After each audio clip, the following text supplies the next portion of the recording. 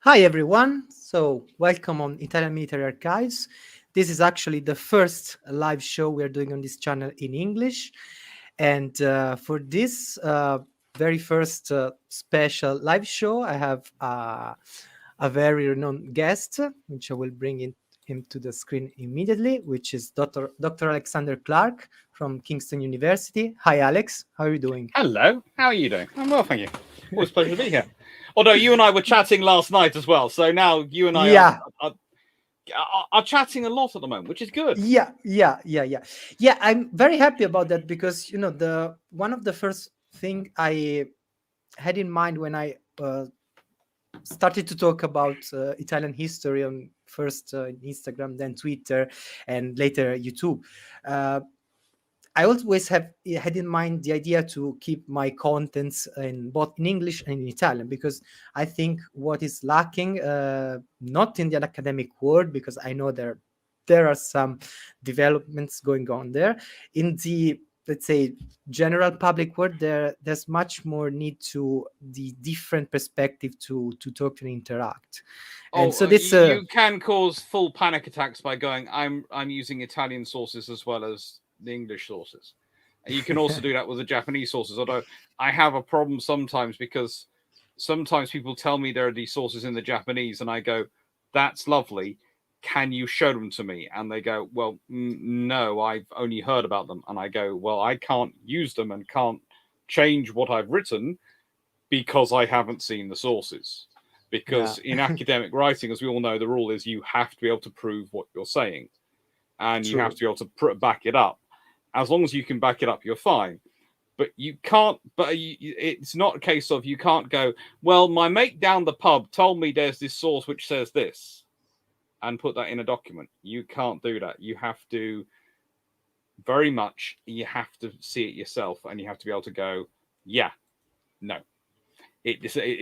I've seen it. I know what it says, and there it is. And yeah, true. what's good with the Italian sources, I have to admit, is speaking as someone who learned Latin till quite a lot longer than he learned basically Italian. Uh, there are a lot of people now who are doing the translation for me, which is far more reliable than Google Translate doing Yeah, absolutely. Far more reliable. it.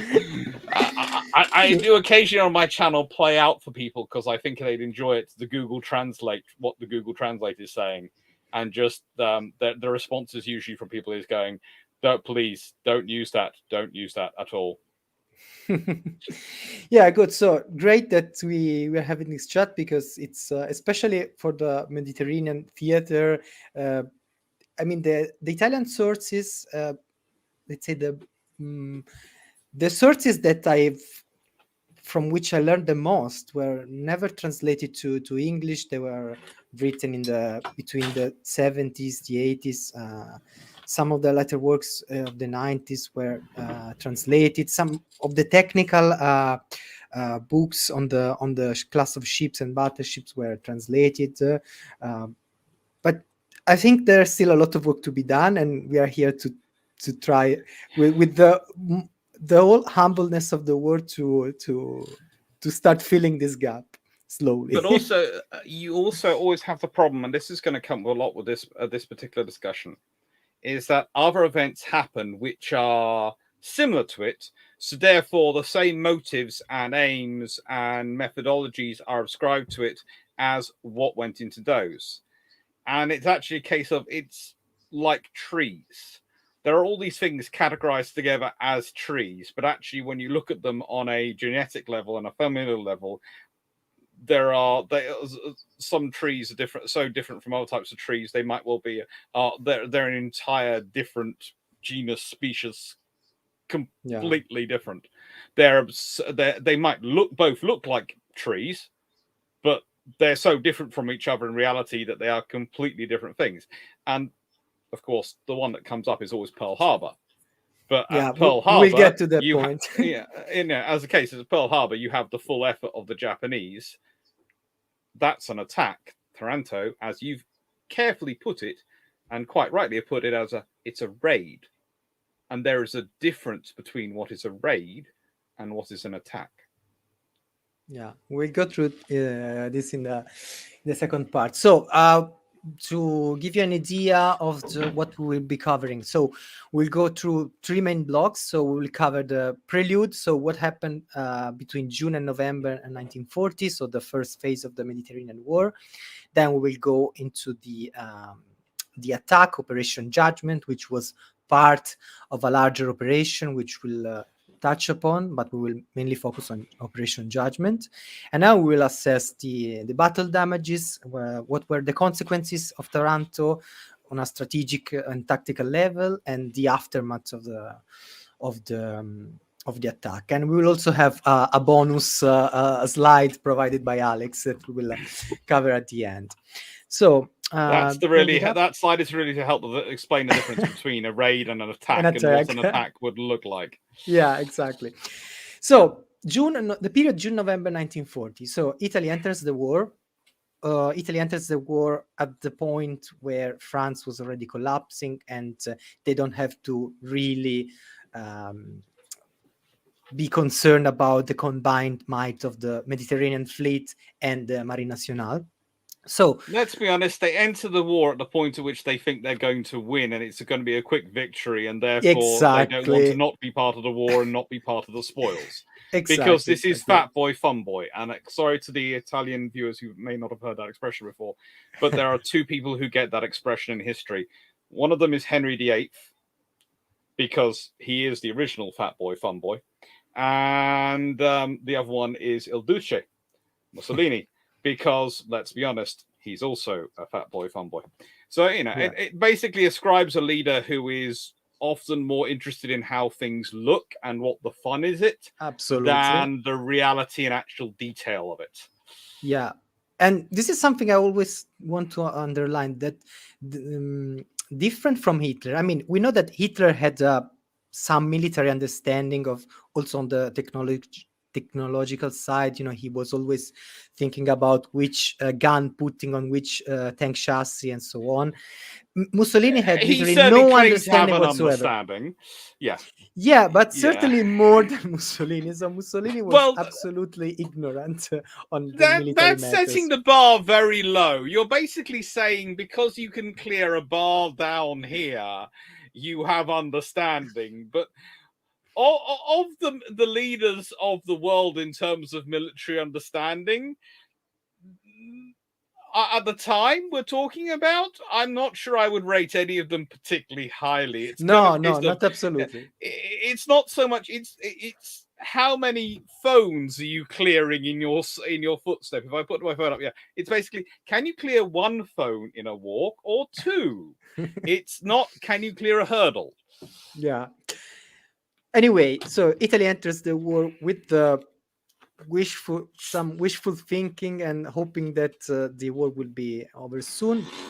But also, I want to point out that in the prospect of a war with France and the UK, the Reggio Marina assessed that it was not possible to resupply Libya, so Libya was meant to endure alone.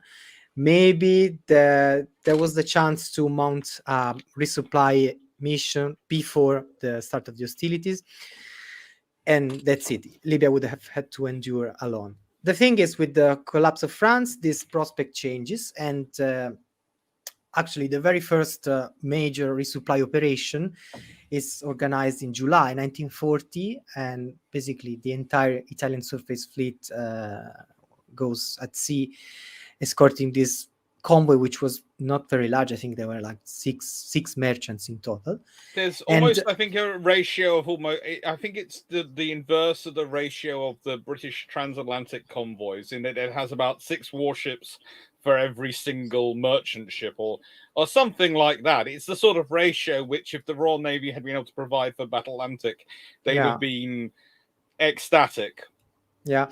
And the thing is that at this point in time, you know, the Reggio Marina has consistent fuel supplies at this point, but they know that they are worthy for one year and a half of operations at the most. But in this, especially in 1940, there are no no clear restrictions on the use of naphtha, and so you see often the entire battle fleet going out at sea, even if they do not engage, or in this case they will engage, because the result of this operation later will be the Battle of Calabria, which will not touch in detail because otherwise it will take us an entire life to do Well, so. to be fair, if you and I did all of these and Taranto, we probably would be still talking here tomorrow at this time. Tomorrow, So yeah. if people would like a 24-hour live, I'm up for it, but I just need to get another bottle of Iron Brew. Yeah. So to put things shortly, there's the Battle of Calabria. Then some weeks later in July, there's the brief clash of Cape Spada, where two Giussano-class cruisers are caught by a formation of British destroyers and light cruiser Sydney. And in that to put it shortly, in that occasion, the Giussano-class cruisers show up their the flow design and their armor issues. Let's say, and for that I recommend Alex's video on the Giussano class that was published Thank you. a couple of weeks ago, right? Apologies for the bad Italian in there. Yeah. I was, as said, I was doing it quickly and using Google Translate to try and teach me the Italian phraseology. Now, and I didn't do what I do now, which is I have the Google Translate do it Italian, so you can all hear what I'm trying to make sure I'm pronouncing the name right. Because Yeah. I can't. Don't take this the wrong way, but I can't call up Julia at 11 o'clock at night UK time and go, could you please help me through this phrase? Because it'd be a bit rude on my part. So I use Google and it has interesting results. We'll leave to one Good. side. Yeah. So then there's the clash of Cape Passero later in October. It's a clash between Italian destroyers and formation of cruises and British destroyers, which ends up bad for the Italians. But overall, the first months of war in the Mediterranean are, let's say, inconclusive, because the main tasks, the main missions of the two opponents, the Regia Marina and the Royal Navy, are their tasks are carried out. So the Italians have the main objective to resupply Libya, and they do that almost unopposed. The British, at the same time, have the task to resupply Malta, and they also go mainly unopposed. Only there will be some occasions where they are at sea, they mount this very complex operation, as it will be in the case of Operation MB8. The Italians try to counter these operations with some submarines, with aircraft. They start to witness that their air power is not well suited for this kind of war, because the Regia Aeronautica had never truly trained for war over the Mediterranean. They have trained for another kind of war. And the battle fleet goes out at sea even after the Battle of Calabria, even when the two Littorio class battleships are operational. But at this point, there is some on one side there is a problem with air reconnaissance, which is sometimes faulty. It does not serve well the Regia Marina. On the other side, there is a cautious approach by Supermarina, the Navy High Command, at this point personified by Admiral Cavagnari, who is Chief of Staff of the Navy and also Undersecretary for the Navy, who was he was stressing a lot the idea of the fleet in being, but maybe he was pushing it to the extreme. He was. Should we also mention the fact of who the Secretary of the Navy was at this time, technically? Because it was technically El Duce. Yeah. But I think I would like to sort of, because this is. No, he was minister. He was minister. Yeah, minister and the secretary. Yeah, then there's some. But it's what I would like to say, and this is the point where it's probably easier for me to say it, because I won't look like I'm defending my nation. But coordinating between an air force and a navy in terms of actual spotting is incredibly difficult. Yeah. If we go back to the UK, it was considered so difficult even at the formation of the Royal Air Force in 1918, where the Royal Naval Air Service and the Royal Flying Corps were combined to form the RAF.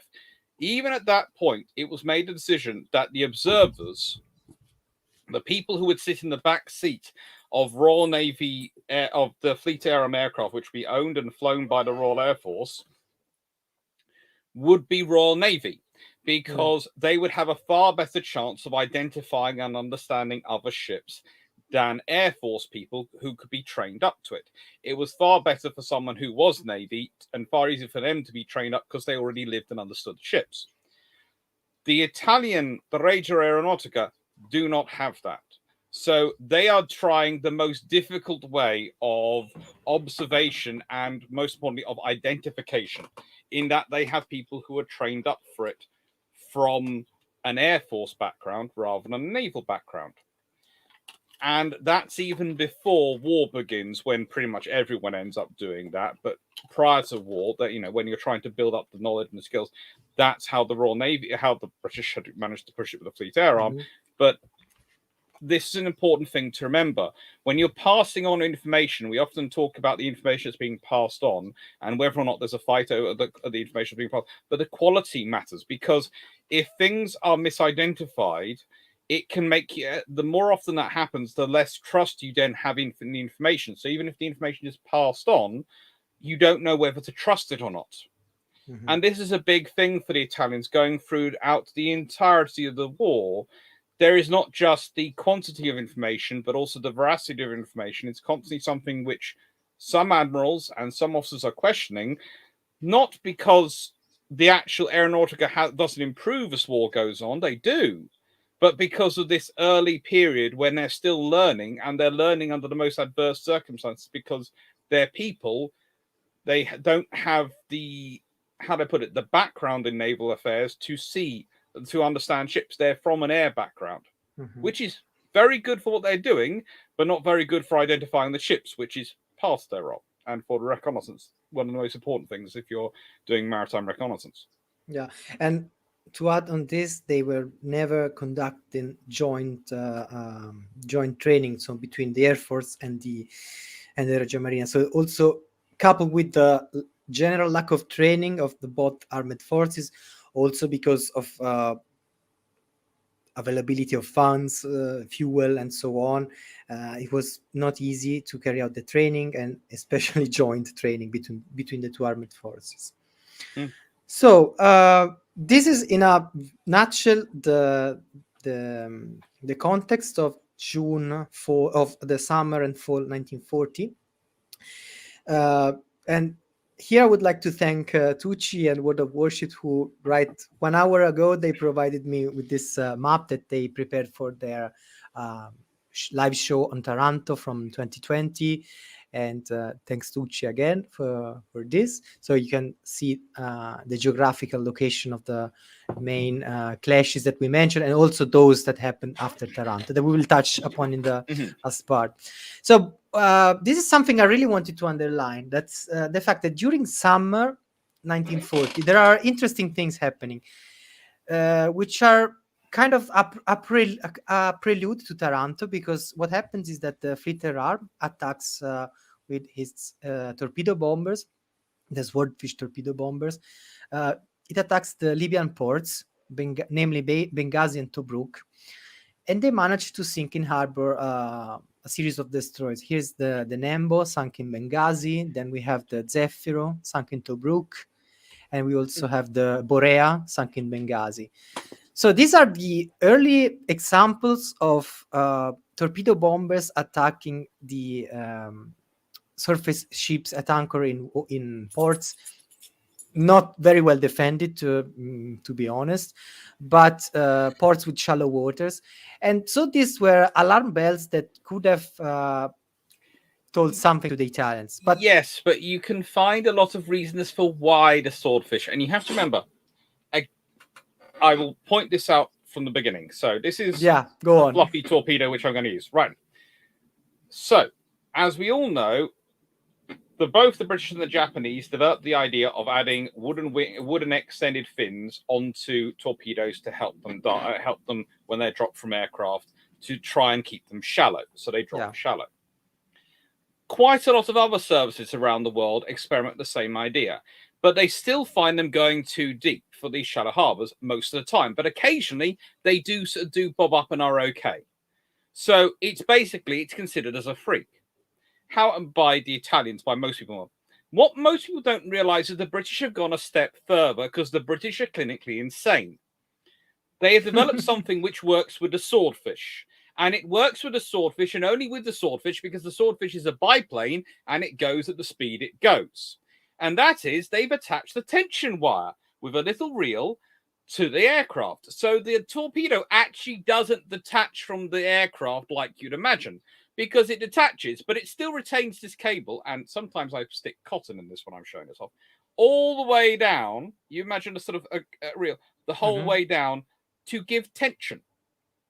Now, why, you might ask, does no one pick up on this? Because cables in the water after a ship's been damaged are not something anyone's really going to consider. There's lots of reasons cables could be in the water, so no one notices these tension wires. Without these tension wires, the Royal Navy would never have managed to make its torpedoes belly flop. Instead, they would do like everyone else, variations on a dive and go down. It's thanks to the tension wires that the torpedoes belly flop and run as shallow as they do. Without that, the Royal Navy wouldn't have been able to do these things. So if the Royal Navy had had some of their later, faster aircraft, which couldn't really work with the tension wires because they'd have to go so slow it would almost be stalling speed for them, then it wouldn't have worked and they'd had to do something else. It's literally, there is one threat in the world which can do this kind of attack consistently. And that is that aircraft, which is always accused of being World War I vintage, but is designed for three things very well. One, to attack ships in shallow harbour. Two, to fly a long way at night. And three, to be very easy to maintain. And that is what the Swordfish is. It hits all three targets, and that's why it's in the whole way through the war. Because it can do this. It can do this very slow, coming in attack, belly flop torpedo thanks to tension wire. Yeah. But no matter how, it still couldn't get the Giglio Cesare. No. We'll get we'll to get that later. to that, though. Yeah. But anyway, and then this is another thing that we should point out. So the Royal Navy was already practicing and developing concepts and plans to kill enemy fleets in harbor or enemy ships in harbor since the First World War, right? Yes. Basically, there is an entire aircraft developed called the Sopwith Cuckoo, which was developed in World War I. And the whole point was Kriegsmarine, the Kaiserliche Marine at the time, hiding in Wilhelmshaven, were not going to get away. They were going to take them out. And HMS Furious was slowly being turned into the carrier we would understand her to be by World War II. Literally to carry this aircraft, the Sopwith Cuckoo. And that is what the Royal Navy is sort of developing. And then you have the various variations of Blackburn, Dart, Shark, and all sorts of aircraft, and the various Fairy aircraft which come into war period. But each one represents an evolutionary development on from the Sopwith Cuckoo. And it's honestly one of the longest running development programs you can imagine, because it's consistently in process from about 1915 to arguably the last example of it is the Fairy Swordfish, and then they try and make a random jump to go to the Albacore, which was supposed to be an interim model. It doesn't work, and then they get to the Barracuda, which is a whole new type of aircraft, really. But up until sort of the Swordfish, they are just iterative developments of each other. Okay. So it produces a very reliable, very stable, very rugged aircraft, which they can operate worldwide. And again, that's part of the Royal Navy's requirement, is always to be able to operate worldwide, because all their infrastructure, all their major support bases and their basically supply stuff is back in the UK. But Andrew Field's done extraordinary amount of work on this, so has Andrew Boyd, on the Royal Navy's plans for war in the Far East. And one of the things the Royal Navy had realised quite early on was they won't be getting any supplies. It will take forever for them to come through. So whatever they have there, they have to be able to maintain and keep operating, and has to be as reusable as they're possible. So that's one of the reasons why they go for the armoured carrier design, so that the carriers are more difficult to damage, so that hopefully they'll keep going for longer and will still be usable. And Mhm. it's one of the reasons why they go for the swordfish, because it's so easy to repair. But this also stands for other scenarios, for fighting in the Mediterranean where they don't think they can get away from the threat of enemy air cover. Again, an armored carrier makes sense. But also, again, repairable, easily fixable aircraft makes sense. Why? Because if you're fighting in the Mediterranean, the odds are you're going to be fighting the Italians, who sit in the middle of the Mediterranean, which is the most annoying position to supply, because you have a fleet which is based in Alexandria and a fleet which is a force which is based in Gibraltar. And that means if the Italians are sitting in the middle, you're not going to be able to run supplies easily Yeah. through, are you? So you're going to have to send the supplies around Africa. So again, the Swordfish is an excellent aircraft for that, because, and please excuse this language I'm going to use, it's not a profanity, but it is an actual quote. Swordfish were designed to be maintained with the wire from bras. Pretty much the same wire that you would be putting in a 1930s brassiere could also be used for maintaining the wings on Swordfish. And Brilliant. there are Wrens I have met who served in World War II who would tell you the wire would go both ways if necessity needed it. Brilliant. Yeah. So and this brings us to the actual plan to attack Taranto. So this guy here in the picture is Admiral Lister, who was the mind behind Taranto. And I told this to Alex in the pre-show. So this guy, it's very not well known, I would say. So maybe Cunningham gets most of the credit for the attack, but he was the guy behind the attack. He was the guy who he actually was in Italy during the Great War. He was able to see Taranto, Brindisi, all these bases used by the Regia Marina in the Great War, and the idea to attack Taranto and the Italian fleet at Taranto came up in 1938, if I remember correctly. When at, It has iterations being developed on it from about 1933 onwards, when Mussolini starts to be really problematic. The British start to have a plan for neutralization of the Regia Marina, is what it's called, and there are various variations on it. Most of the major attacks involve multiple carriers, but it's realized by 1938 that you would probably have to do a raid first, at least, and that would be a singular carrier. And so it's Lister at that point as the captain of HMS Glorious, who comes up with this plan for a single carrier operation, a raid. And that would be using Glorious and Glorious's air group, which actually would still have been bigger than the air group which was used on Taranto itself at the actual raid.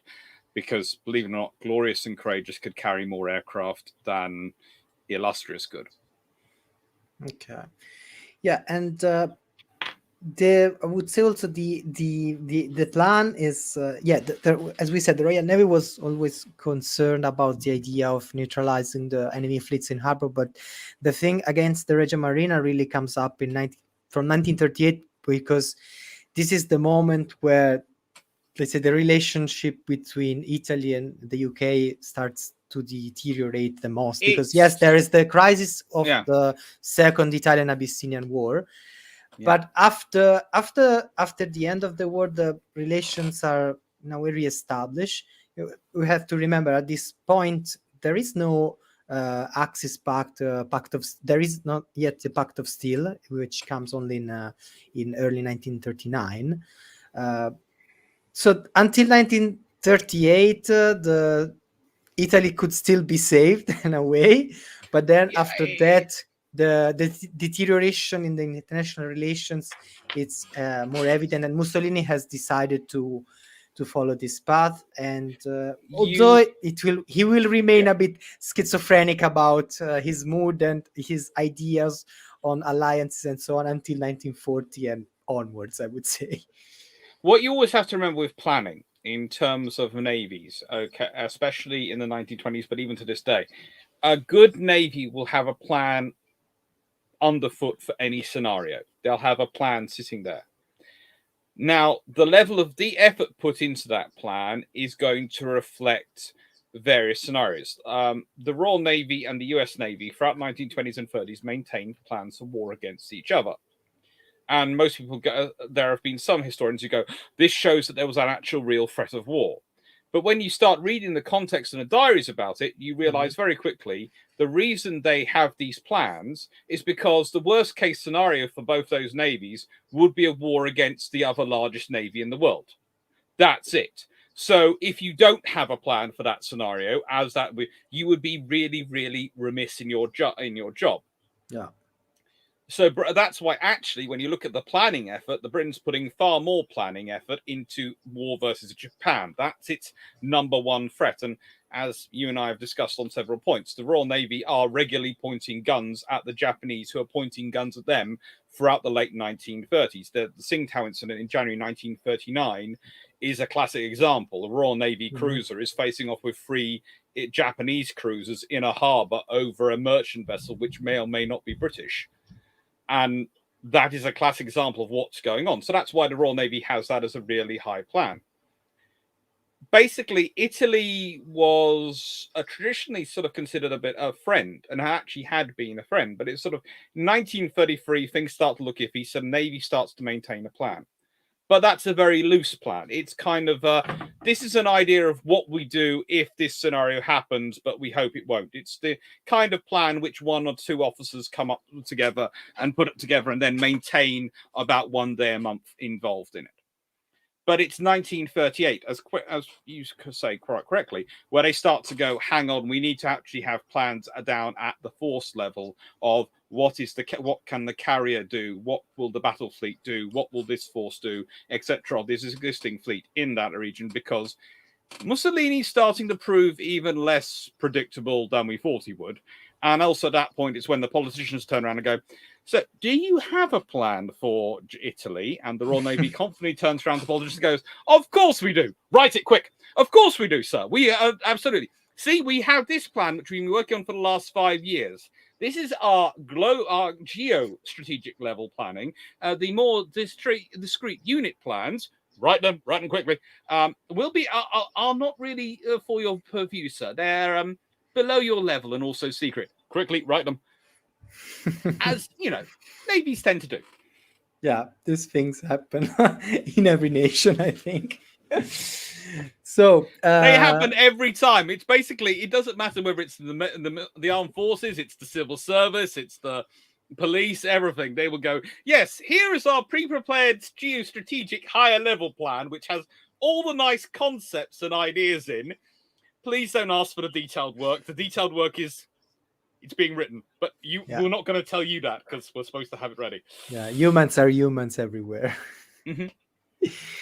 Okay, so this brings us to October 1940, because we have to remember at the beginning the plan to strike the Regia Marina at Taranto was set to take place on the anniversary of the Battle of Trafalgar. So at the end of the 21st of October, Not right? that Cunningham or Lister were at all, how do I put this, historically motivated. Yes, it was originally supposed to take place in October, and originally was supposed to involve Illustrious and Eagle. Yeah.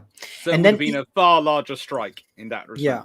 And then Eagle could not participate because it had some problems, because it got damaged some weeks before during a bombing. And it got delayed due to a fire on Illustrious, which damaged some aircraft, and they had to be repaired, and quite a lot of them were repaired.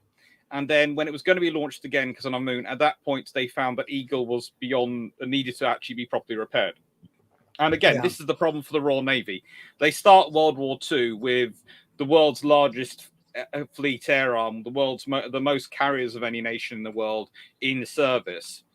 And they've already lost Glorious and Courageous, which were two of their largest carriers available before this operation even takes place. They're both lost. Well, one is lost doing anti-submarine warfare, anti-submarine operations, because the Royal Navy correctly worked out aircraft were very useful for anti-submarine hunting, but all they had were fleet carriers to do it. And really, you don't want to go hunting submarines with a fleet carrier. It's kind of a big target to go hunting that close to submarines. Yeah. And the other one was lost when famously it was allowed to head back from Norway solo, because again, I'm presuming some admiral had a minor, I don't know, brain fart, for want of a better phrase, and decided actually the world is now safe and the Germans do not have large ships and our big capital assets can sail around on their own. Yeah, amazing. I would like to have 5 minutes alone with that admiral and a piece of 2x4, but we'll leave that to one side.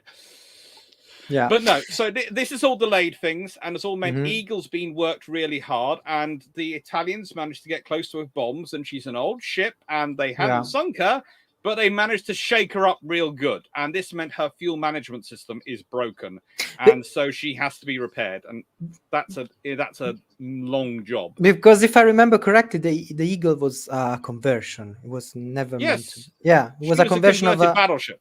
battle. Yeah. Yeah. She was going to be a Chilean battleship, the Almirante Lahore. No, I think I've got that wrong. Okay. I'm trying to remember what her original name, Almirante something, but I've forgotten it. Okay.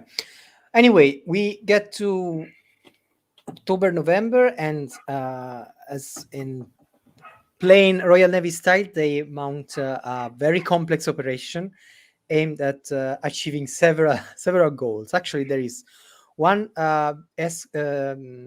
escort of a so the Royal Navy has to escort a There convoy are destined technically to 3 convoys, 2 Yeah. airstrikes, and I'm not sure quite what we call the operation going into the Otranto Straits, but it's something. Yeah, a convoy interdiction actually, and there is also the Valiant and the Berwick transferring from Force H to Mediterranean Fleet, right? Yes, so there's also a transfer going on as well, a Yeah. force transfer.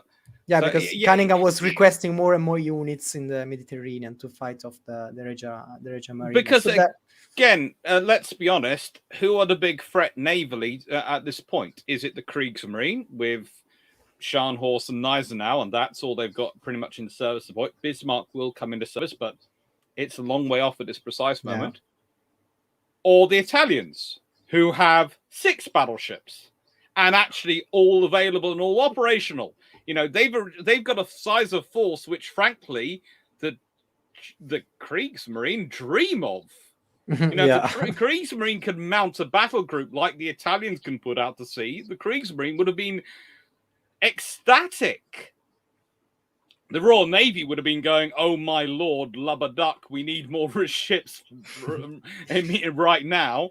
But the Kriegsmarine would have been ecstatic. So yes, the Regia Marina is the main navy as far as the Royal Navy is concerned at this point in 1940. They're the main opposition. The German submarine force is nowhere near the strength it's going to be and nowhere near the threat it's going to become. And yet, but the Regia Marina's battle groups, their battleships, their heavy cruisers, their very, very lovely looking destroyers. Please note, I am avoiding discussing the light cruisers because there are 2 of those who are very good and there are others which are interesting. But their heavy cruisers, their destroyers, their battleships, the rebuilt ones and the brand new ones are all first-rate, excellent ships. And that's something the Royal Navy's going, we need to focus on. Yeah, and at this point in time, I mean, for the whole 1940, the anti-shipping campaign against the Italian supply, the Italian convoys directed to Libya, has achieved nothing, mostly because there are the forces of the Royal Air Force and the Royal Navy are kind of a stretch everywhere, and at this point there is also still a lot of commitment of the RAF to defend the home islands.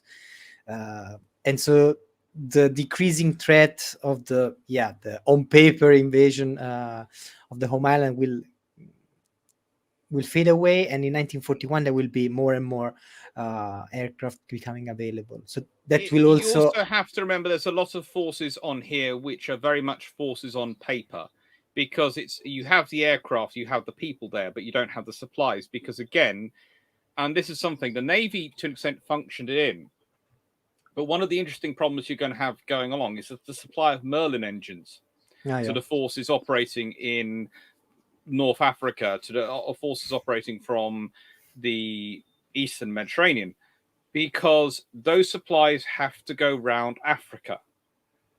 And the Navy had functioned in for their naval supplies, which is why you have the huge naval supply dumps you do, and why the Royal Navy itself, in terms of its ships, tends to rarely have too many supply issues in the Eastern Mediterranean, because they have the supplies stockpiled there, and they have others stockpiled in Ceylon, what's called Sri Lanka, and India, and they have supplies even stockpiled in South Africa and in Australia they can call on.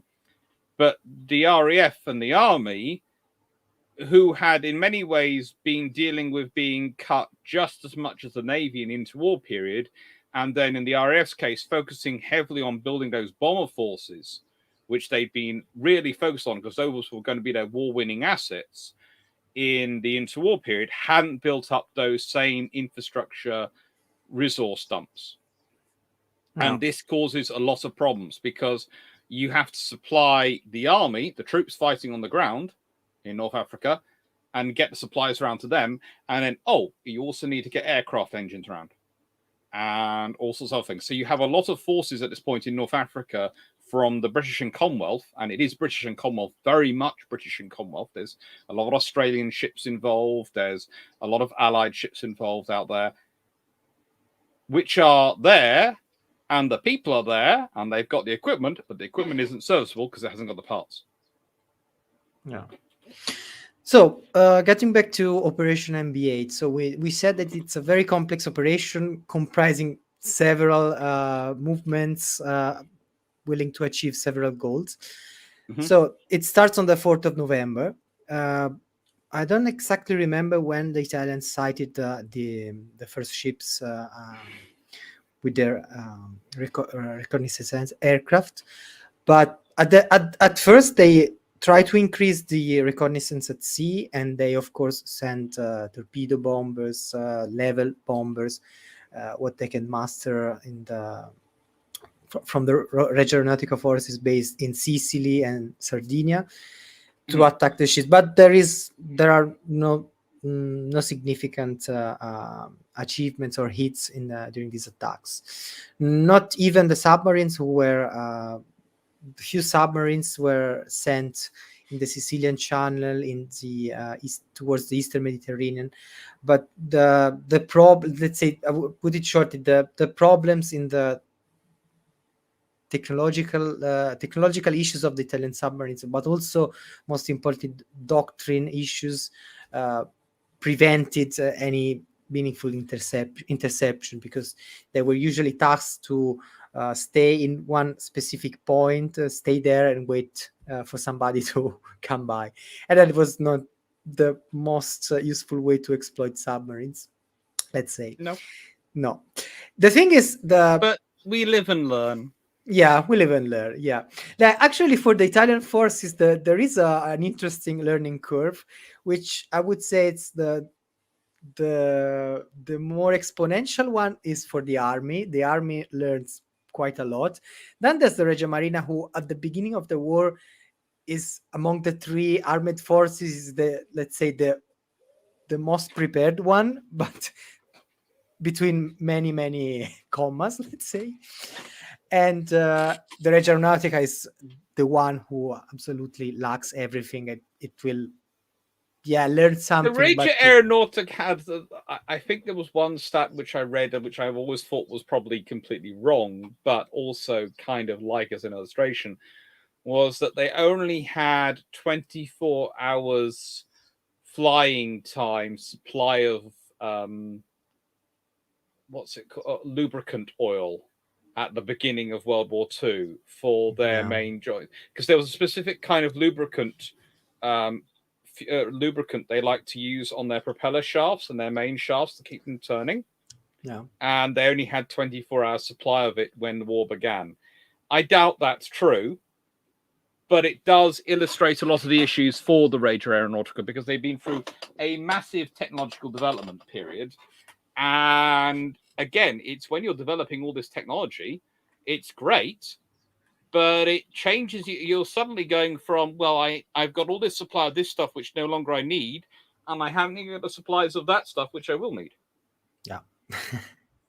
Yeah, then all the military endeavors of the late 30s have consumed all the stockpiles. They have stopped technological development, created any sorts of issues. So the regional attack is the least prepared of the three armed forces, and it's also the one who exits the war in the worst shape, I would say. She's a But very yeah, pretty looking ship, isn't she? yeah, it is a very good looking ship. Sorry, I've got it on both screens, so I can see the chat and I can see her, see what you're going on. The And she is HMS a very pretty. Illustrious, yeah. She is a very pretty looking ship to Yeah. me. I find So it really annoying that we didn't preserve any of our aircraft carriers from World War Two. Again, this is another yeah, reason I would like to deal with the political class of Britain post World War Two most strongly. That none of these carriers were preserved because she would have been a beautiful thing to preserve and really should have been.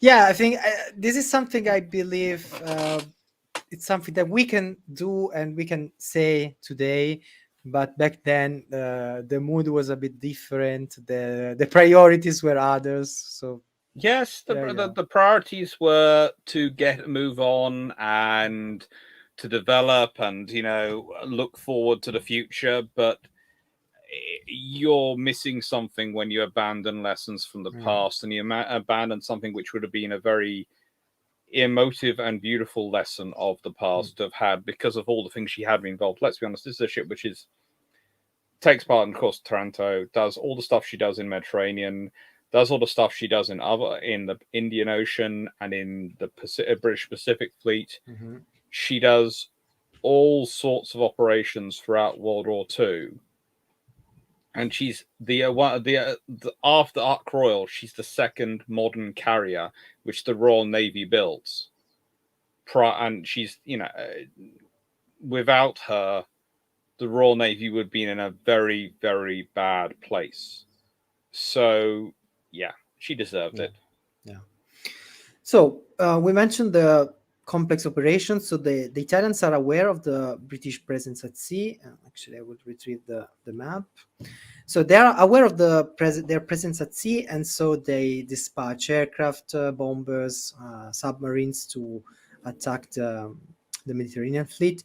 They keep the navy, so the battle fleet based at Taranto, in position to sail at sea and theory intercept or engage the British. But again, the restrictive measures adopted by Supermarina limited at this point in time the, let's say, the rules of engagement were very Mm. much limited by Supermarina, and this is something that some admirals were starting to complain about, and the main, let's say, the guy responsible for it was Cavagnari, because he was in charge of the navy. He knew he was facing the most powerful navy in the world, and he had no spare resources to throw in the fight. He had no at this point in time he had no idea of how long the war would have lasted.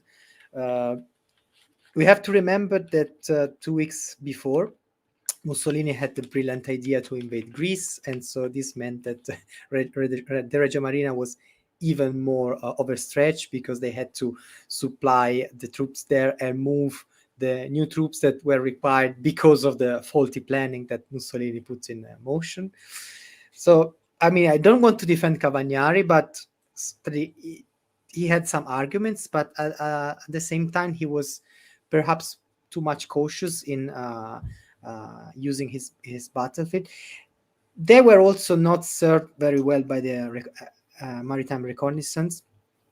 They could have moved the fleet on the 11th of November, and this could have, in theory, we'll never know, but it could have delayed or jeopardized the British plan, because if they would have uh, gone out at sea, they could have come back to port too late. No, maybe, yeah, too late for the attack to take place. So we will never know. Mhm. One among the, let's say, the stuff written about the Taranto raid by the Italian historian, this decision to not send the fleet out is also often criticized, because it could have prevented the attack to take place. But another thing we have to remember is that coupled with the operations, the land operations taking place in Greece, the Reggio Marina had planned a bombardment of Suda Bay, which had turned to be with the invasion of Greece and um, the the British coming in aid of the Greeks. Suda Bay had turned into a wonderful naval base for the Mediterranean fleet. So there was this plan to send the battleships out and bombard Suda Bay to make it unusable. And this operation was scheduled for the 12th of November. So I could, that we could say that maybe the decision to not send the fleet at sea on the 11th was also uh, due to the fact that they were planning this operation for the day after, and they didn't want to incur in any problem, or I don't know, they didn't want to jeopardize this other operation. So I think it's not well known, and it's useful to bring it up. The But fact is, anyway, there are a lot of operations going on. I'm sort of, it's yeah, one of those things when people, and this is another point you often have to confront when you're dealing with military history and naval history and all these things, and you must especially have to come from your side, trying to explain to people that no one's dealing with just one thing at a time. yeah, The classic example is PQ-17. Whenever the British are talking about convoy PQ-17, almost everyone's focusing on that and going, this must be what Pound's constantly thinking about. And actually, what Pound, the first SEAL at the time, is probably thinking about is about 24 different operations going on across the world. And yeah, that's coming up at the point because it's a crisis, but he's then got to go on and start thinking about something else and think about something else and think about something else and think about something else. And that is the reality of war. You're constantly thinking about all these operations in parallel. And Cunningham understands this, and so do many other officers in the Italian Navy and the Royal Navy. And they understand that there is a point at which you can overload people. That's one of the reasons why this operation is structured as it is. With all these things going on at the same time, the idea is to give the Italians many senses of completion, i.e., if the Italians see that these convoys have successfully passed back, well, that was a good reason for the Royal Navy fleet to be out at sea, wasn't it? To cover those convoys. And now they're going back, so we don't have to worry. Or, they've done a bombardment, or they've done a transition through past Malta, etc. There are all these different completion points that if you were an admiral watching and seeing what was going on and seeing what had happened previously, and were looking at your own things, you could think, okay, yeah, the British are now at home, it's fine. So we don't have to worry. yeah, And that's the whole point. It's one of the things I often find annoying is people go, oh, they must have been so stupid not to see it's coming. They don't realize how complicated it was for the British to pull this off. It's not that the Italians are dumb, it's that the British pull off something which is akin to, how do I put this? Putting a man on the moon in terms of complexity of all yeah, the moving parts, because the moving parts you're dealing with, instead of being in one machine in terms of a rocket going up there, are people and individual people and parts of ships moving around and keeping all this. The force structure involved is colossal. I have done a slide on that. There were 2 aircraft carriers involved. There's Illustrious, of course, we've mentioned, but there's also Ark Royal wandering around, which is yeah, always the focus point, because let's be honest, the Italians know the British have been looking at and thinking about how to hit fleets in harbour. There's been a parliamentary committee about it. It was not exactly silent. It had very loud people on it who are making lots of grandiose statements to the press. And they did see Ark Royal come out. They know she's the Royal Navy strike carrier. So they presume any attack on harbour is going to be conducted by Ark Royal. It's an obvious and very logical conclusion to follow. There are 5 battleships involved, including Barham, Malaya, Valiant, and Warspite, which are 4 of the 5 Queen Elizabeth class. The only member of the Queen Elizabeth class battleships who's not there is Queen Elizabeth herself. stuff. Her slot is taken by Ramillies. So there are 5 of the 15-inch gun battleships the Royal Navy has there, 3 of which have been various states of upgraded. There's a monitor involved. Yes, HMS Terror is part of this massacre of Oka going on, to use that Russian phrase. She is going from Malta, and she will go to Crete, and then she will disappear off elsewhere. There are 2 heavy cruisers, Berwick and York. There are between 7 and 8 light cruisers, depending on how you judge it. You put the maths together. There's Ajax, Coventry, Dispatch, possibly Calcutta, Glasgow, Gloucester, Orion, Sheffield, and Sydney.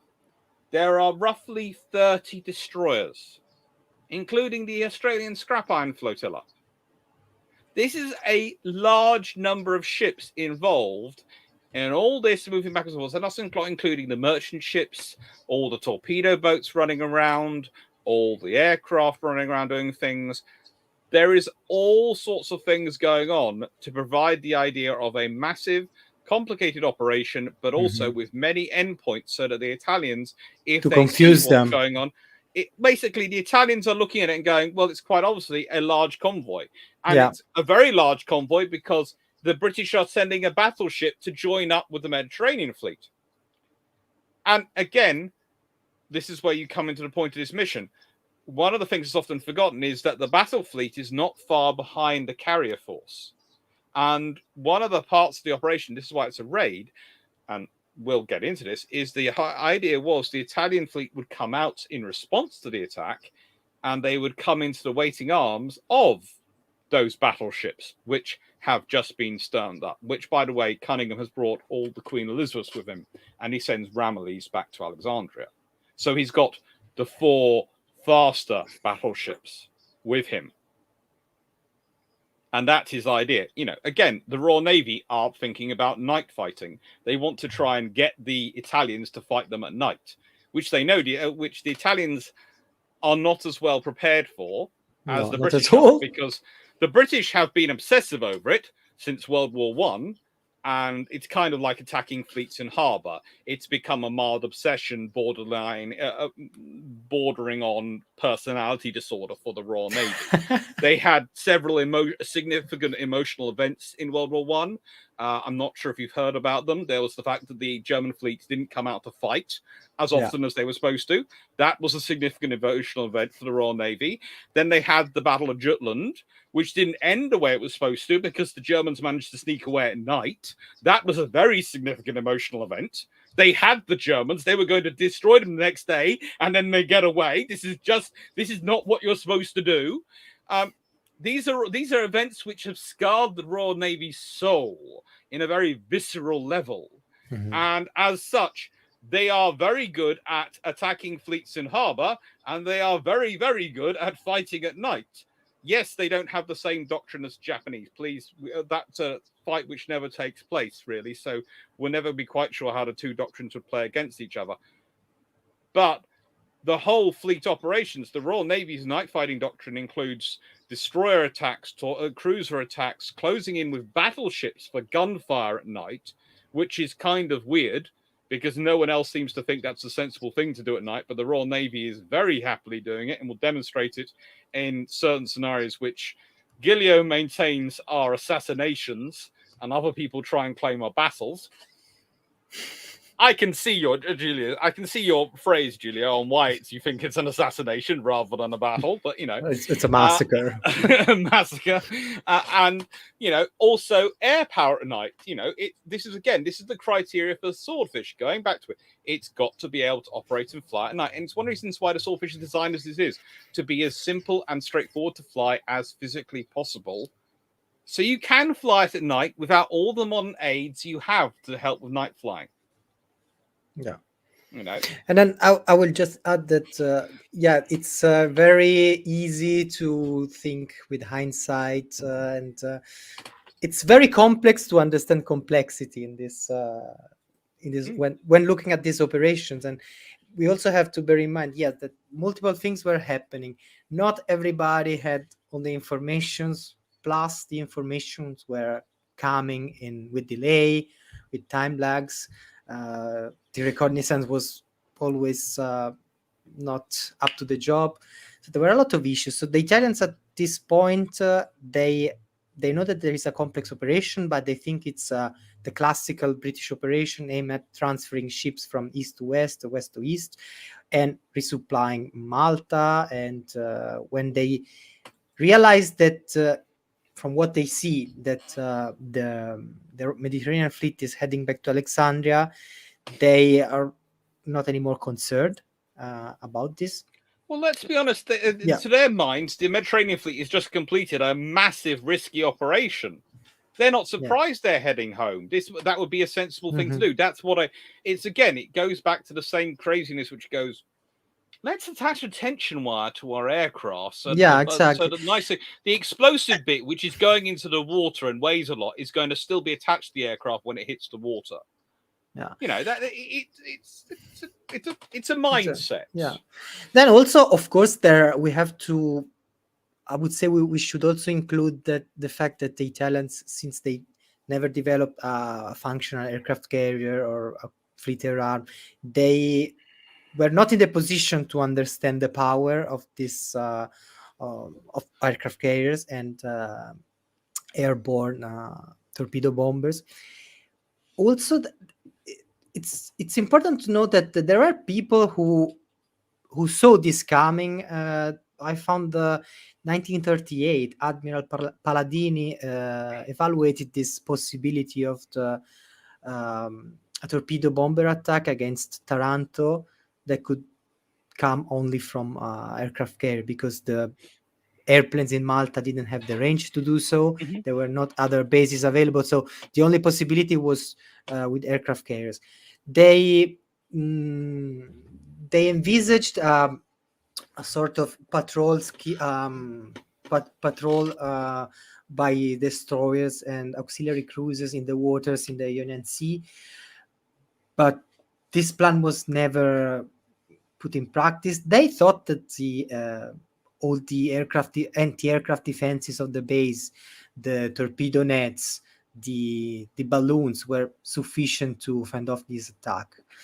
What happens that I'm going to be incredibly rude for a second because I'm going to disappear for a second because it's only me and the fluffy research assistant. the fluffy research assistant, and he needs to get out the door. Yeah, so I don't need to worry. go open the door. So I'll be a second, but Yeah, I can hear yeah. you, but I'm just going to disappear from the camera. Okay, go, don't worry. Sorry. So I will bring up some of the images of the aerial reconnaissance that were taken over Taranto, and here you see the two battleships at the front are Littorio and Vittorio Veneto, while the other two are Duilio on the right and Cesare on the center. And these pictures were taken by the British reconnaissance planes that flew quite a lot of flights in these days. And the last one took place, I think, between the 10th and the 11th of November by a Malta-based bomber who then flew back to Malta, and then the Fleet Air Arm sent a swordfish back to Malta to get the pictures of the latest picture of the reconnaissance to see if all the battleships were still there, what were the positions of the nets, the balloons, and so on. And regarding the defenses of the base, sure, there were around 100 anti-aircraft guns, but we also have to consider that there were all the guns and machine guns mounted on the 6 battleships, cruisers, and the destroyers available in the present in the base. And the torpedo nets were present. They were not placed in a way to. Here's Alex is back. Sorry. Yeah, I was talking about the defenses of the base. Again, apologies, but Don't I'm worry. the only one here to look after him. So we are 3 now. yeah, he's basically he's got bad ear infection, so he got left behind with me today. Yeah. So I was thinking about the torpedo nets. Actually, the base was meant to have 12,000 meters of torpedo nets placed around the anchorages of the battleships. The problem is, by the time of the attack, only around a third of the nets were put in place because of various delays, because overlapping Well, people hear authorities, net etc. and they think it's something very simple. But if you're stopping a 2-ton torpedo moving at something like 40 knots, that's not going to be a net, as in your nice piece of cloth, wire, etc., which True. holds catches a fish. This Yeah. is when we're talking about net, we're talking something which is chain linked, usually made from steel, sometimes iron, but Yeah. those rust completely, and it's something which is designed to take the impact and slow down, preferably causing it to go at weird angles so the torpedo is completely caught. This is not something which is quick to produce, and again, this is Italy has infrastructure limitations, and And again industrial we can limitations. yes, and again we can go back to the whole problem with the, to an extent, the fascist government as a whole is they, kind of like some modern governments, they're very good at spending on the big flashy thing. They want to spend money on that, but the infrastructure stuff, they're not so good at. Yeah, true. And the also regarding the balloons, actually, there I read that there were the balloons in place. Some others were not placed because there was not enough hydrogen to pump the balloons and to put them in the air. And then a bunch of other balloons were stripped off by a storm or a strong wind that took place the days before. And yeah, so there were, let's say, more ways to approach the battleships at Anchorage. And I don't know if you heard that when you were out. I just recalled that Yes, the I there was were listening the whole time on ah my. I yeah, no, didn't. because I didn't take the headset off. I found very fascinating the story of this last reconnaissance flight flown by Malta. They Hmm. took pictures of the harbor, like I think the day before, and Hmm. they flew back to Malta. Then a swordfish flew to from Illustrious flew to Malta to get these pictures and bring them on board Yeah. to make the Well, last no, briefing. you have to remember he was actually technically not allowed to take the pictures because he was allowed to look at them, but the RAF intelligence officer, the head of the inter department, not the guy who was actually dealing with him, said, "Oh no, you're not cleared to take them away from here. That's you're not. It's not considered a secure site by us aboard an aircraft carrier." To which the Royal Navy were kind of confused, and so the very friendly officer who was made responsible for this particular, the naval officer who arrived and went, "Would you like a coffee?" Yes. Went off and got a coffee, tea, and while he was away, very carefully, the pictures were all disappeared inside the jacket of the naval officer. So then he flew back to the ship with a whole fresh load of potatoes filling up the cockpit behind him, and where you'd normally have an observer, and all the photographs inside his basically his button-up jacket. Wonderful. And that's how the Royal Navy got the actual photographs to plan the attack. Amazing. And so yeah, we come to the attack. Here's a map that I drew. I drew yesterday about the attack. So we have the Mar Grande, which is the upper part And of the Taranto you base. can maybe answer the question: who was Gilles Cesare's godfather? Who loved it so much that they made it the center of the fleet so it couldn't be hit no matter what you do? What what that ship has more plot armor than almost as much plot armor as Warspite, but more than New Zealand. There is no. I have conducted so many simulations and so many workovers of this attack, and at no point can I actually get something to line up and actually hit the Gilles Cesare. It's just Yeah, impossible. So because who loved her so much? you see from their disposition, the old rebuilt dreadnought are anchored closer to the coastline, while the Littorio and the Vittorio Veneto are more to the exterior. And the Giulia Cesare and the Doria are, let's say, the more central. But as you pointed out in your simulations, the Cesare never gets hit.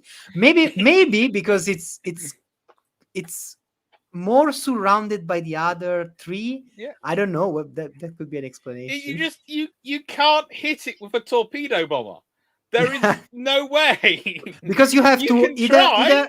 because You you can either keep going in for it, but you're not going to get it. I even had one simulation where literally Dulio is blasted in half because it's been hit by so many torpedoes. Because I basically designated as the sole target for 3 carriers worth of torpedo bombers. yeah. And they still can't fire a torpedo through the split in half Dulio to get to Cesare. Yeah. They can't to get to the Cesare. They cannot hit it.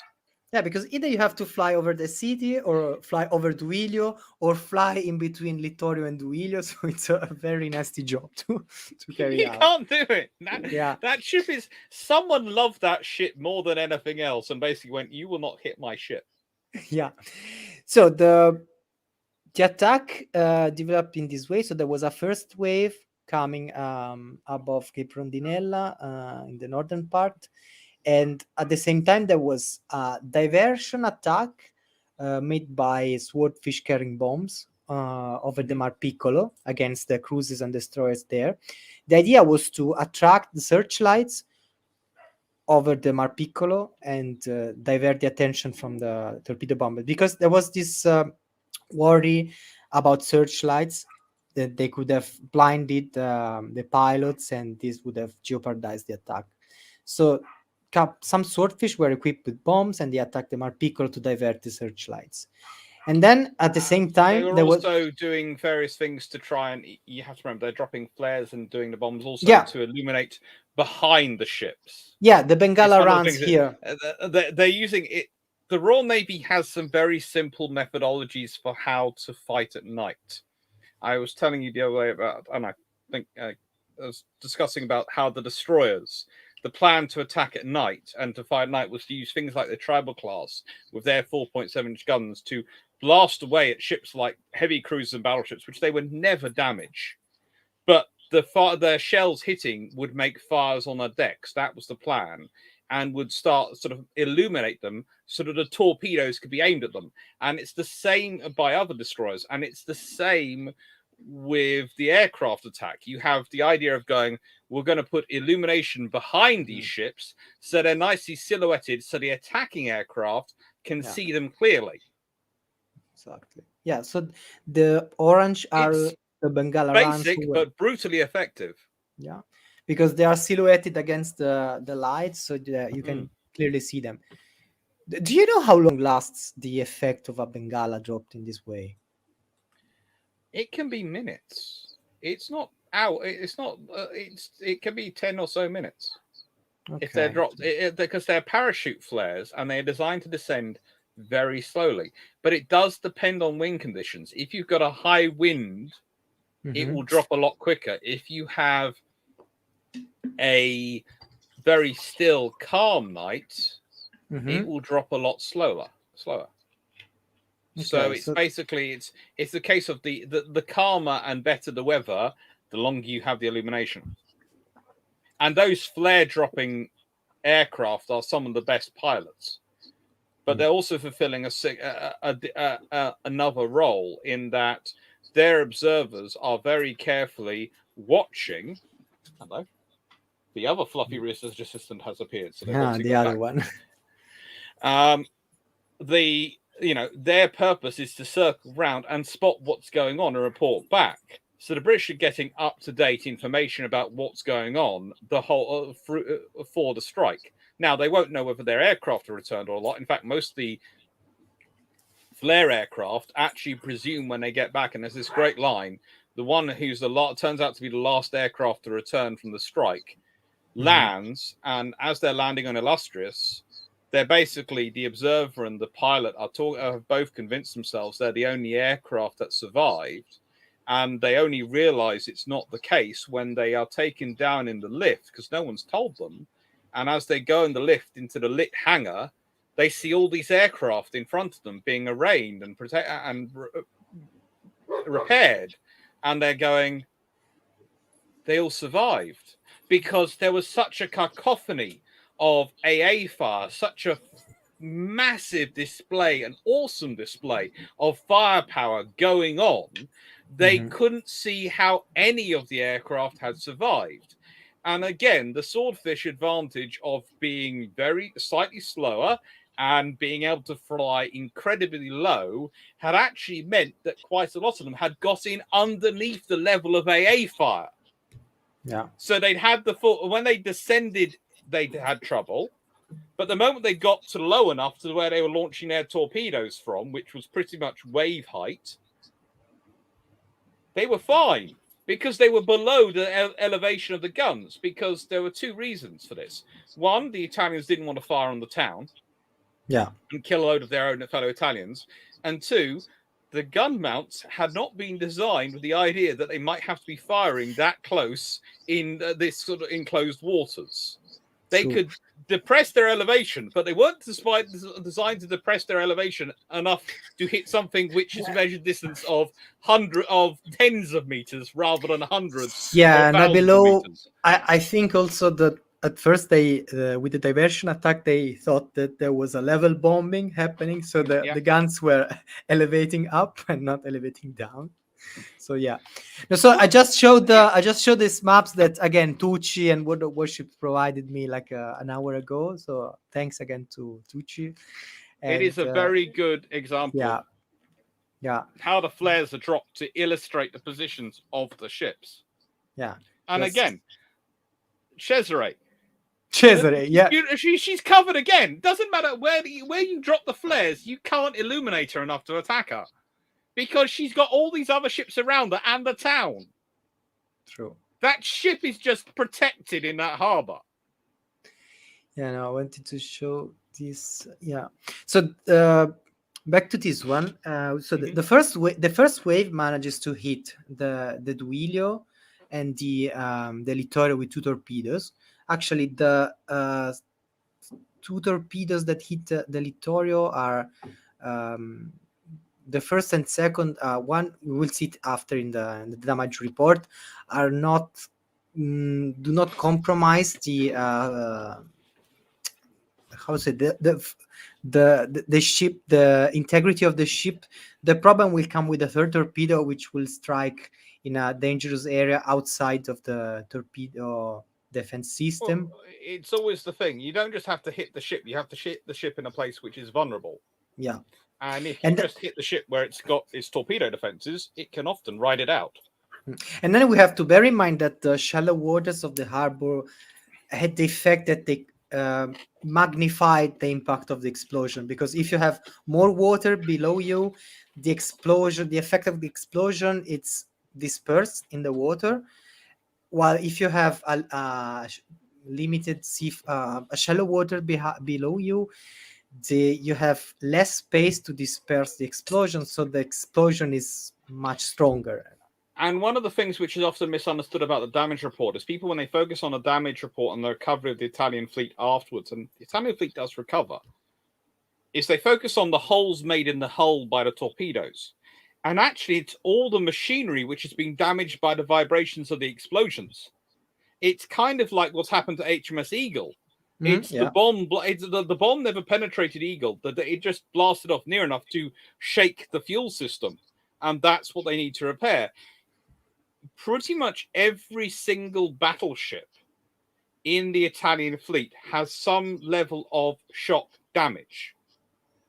Now, some of it's minor, but some of those ships which are sunk, the reason they take longer to get back in the water and be repaired is not because of the damage done by the explosions in terms of the area which has been damaged. It's the shock damage through the hull and fixing all the systems which have been... Yeah, actually, the report on the battle damage suffered by Littorio, it evidenced that there were failures in the damage control system and also in some of the tools compartments on the ships. And this was in part because the Littorio was built in Genova and by the Ansaldo, and the Vittorio Veneto was built in Trieste by the another shipyard, and they found that the work done on the Vittorio Veneto was of much higher quality than the one on the Littorio. But then this experience of Taranto, let's say, brought up these issues that they were solved, and this proved very helpful at Matapan, because the damage control system at Matapan was perfect on the Vittorio Veneto. After it received the hit, it was able to again develop 19 knots shortly after it was hit, and 1,000 tons of water had entered the ship. So in this way, the Taranto experience was helpful for the Regia Marina. And yeah, we were seeing the first wave, and then the third wave hits the Littorio with a third torpedo, and the Cavour with another torpedo. And there are only 2 swordfish lost in the act. One is lost, and I'm sure it's lost during the second wave, while hitting the plane that hit the Cavour got hit. Don't remember about the other plane.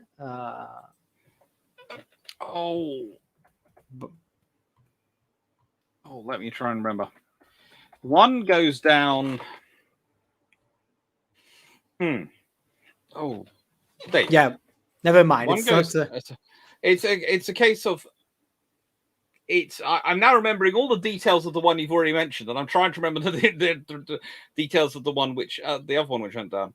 One had to turn around right away, and that was the sort of that aircraft had to turn around because it took off and basically immediately went, hang on, we've got engine trouble, and had to go back. One was lost, and the crew ended up. They launched their torpedo, flew too low, hit the water, and ended up getting out and sitting on top of one of the Italian things in the harbour. And I basically found in the morning the Italians suddenly realised, hang on, those 2 people sitting on it they're Royal Navy Fleet Air. They're British. There are 2 British guys sitting there have been watching the attack the whole time, and they're going, yes, we're British. We're not here to be, hurt by you. But the aircraft, it was, I think it was Lieutenant Bailey's aircraft, which was shot down, and that was from the second wave. And that was shot down by, I think the Gorizia. Yeah. The heavy, its heavy aircraft, anti-aircraft fire managed to be taken out, and that's the one is lost, and the crew are lost. But it's the first wave. It's the aircraft of Williamson and Scarlett who are taken prisoner. Okay. Sadly enough, the pilot observer of the aircraft hit, Bailey and Slaughter, are both killed.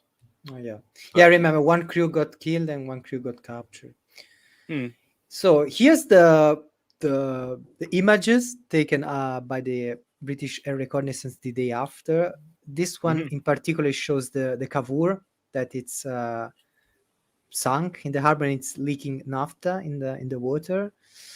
This one is the Littorio, which is already surrounded by the auxiliary ships, and there is also a submarine. If you see it on the right of the picture, there's a submarine near the ship. This submarine, I don't remember the name of the submarine, but it was used to power the electric apparatus of the ship and to facilitate the works, because the ship was out of electric power. Yeah, and if you want something that can produce a lot of electricity, the best thing you've got on Navy at that point is submarines, which because instead of charging the batteries, it's useful. Here's a picture of the Mar Piccolo, where the cruiser Trieste and another destroyer, I don't remember, maybe it was the Libeccio, were hit by bombs but lightly damaged. And here you see the Trieste and the Trento up in the water, and then a bunch of destroyers. And I think those 2 cruisers in the near the coast are the Garibaldi and the Abruzzi. And I think this is before the attack. We'll get in a while at Otranto Strait clash, but I wanted just to add that what happened to the battleships, the battleships didn't sink immediately when they were hit, obviously. What happened was that the Duilio was hit by a torpedo and the Littorio was hit by 3 torpedoes. There were they started to embark a lot of water, and they decided after the first damage assessment, the respective captains and division admirals, they decided to bring the ship closer to the coast and prevent them to sink in the areas of the harbor where the waters were deeper. So the if we get back uh, to the map of the harbor, so basically Littorio is stranded in the north west of the harbor.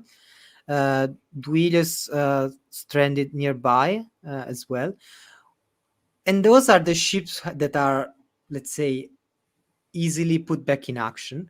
While the Cavour, on the Cavour, there are some discussions going on between the captain of the ship and the admiral of the division to which the Cavour belonged, which is Admiral Brivonesi, and I don't remember the captain of the Cavour back then. So there is an argument between the two, and what happens is they delay the order to strand the ship, and so Cavour got sunk in the waters, and it's the one that will be put back in action. It will never be put back in action, but it will be refloated later in 1941. It will never serve again in World War II. What I'd point out just quickly is you might be looking at this map and you're going, hang on, Littorio is hit by 3 torpedoes. How do they get to that third one, which is further along? And that's because an aircraft gets separated from its wave, and instead of doing what it's supposed to, the attack across Mar Grande, that is the aircraft which manages to do an attack from across the town. And that is the one which goes into the town and basically dives down in a hole of the AA and attacks from that direction. And again, by the way, I have tried to do that on the Giglio Cesare with that, and still failed because it's too close to the shore. That shit, you cannot sink that shit. Yeah, we'll get to that at the end. Yeah, and then we will get back also on the damages on the battleship at the end.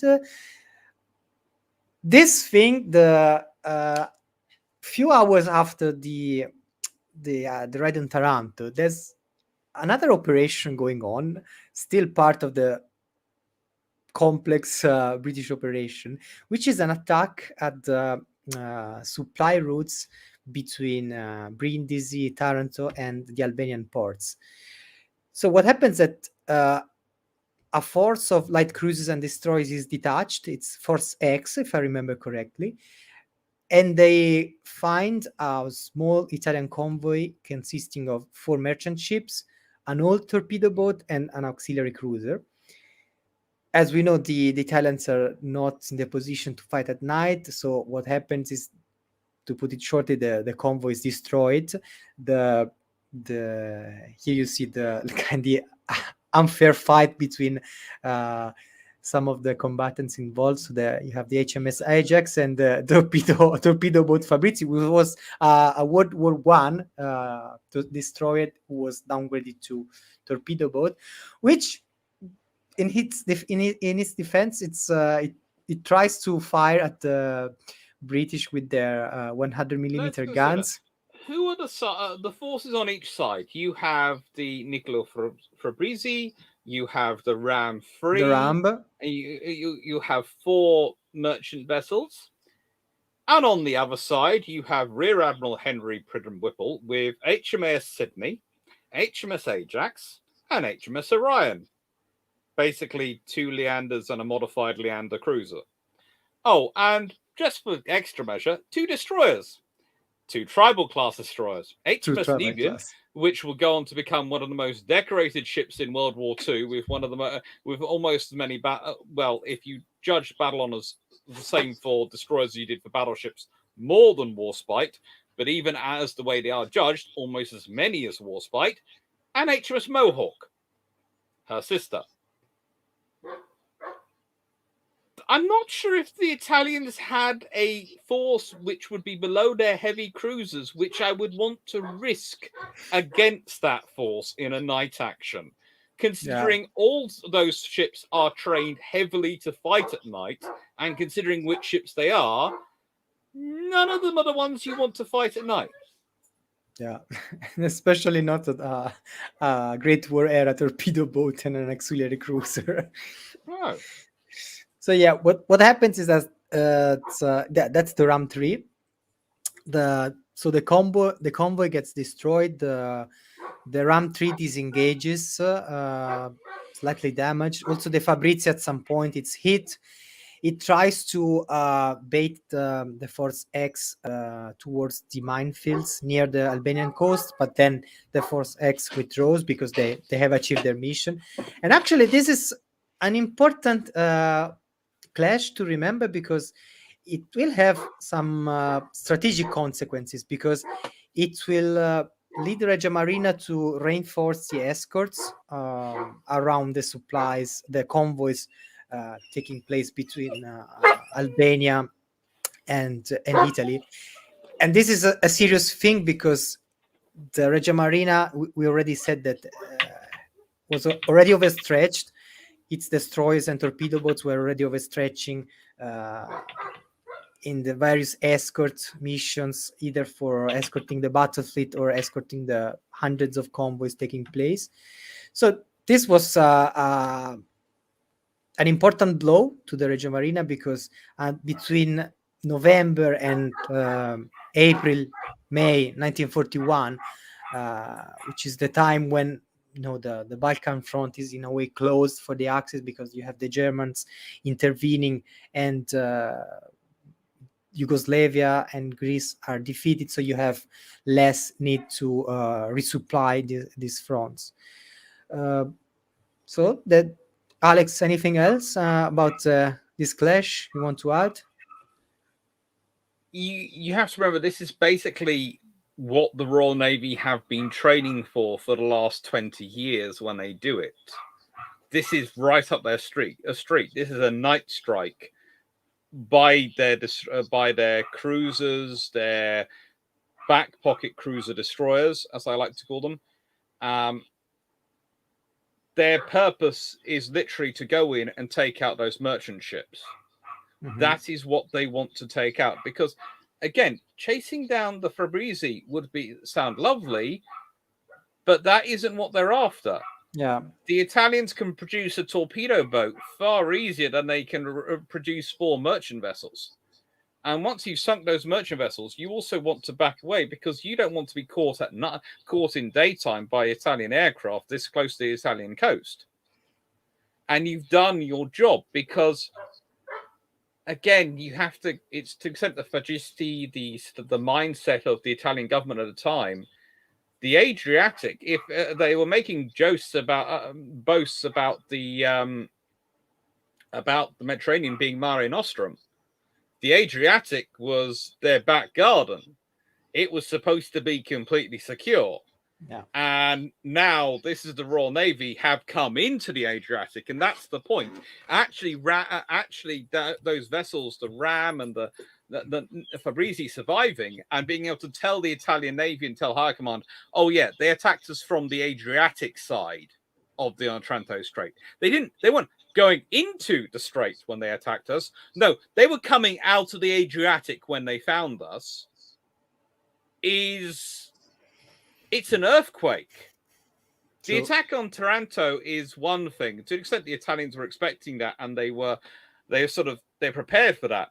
But hearing what happened in this Battle of Otranto, that's far more of an earthquake for the Italian Regia Marina, especially the Admiralty, their high command to deal with, than anything else in many ways.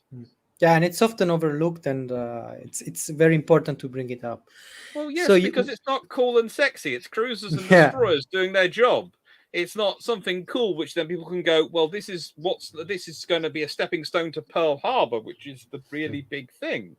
And you go, well, A, they're 2 very different operations, and B, actually, if you think about it, the whole thing, the attack into the Adriatic, into the Straits of Taranto, the attack on Taranto, are all supposed to be things which are to bait the Italian fleet into coming out and charging out and fighting the Royal Navy.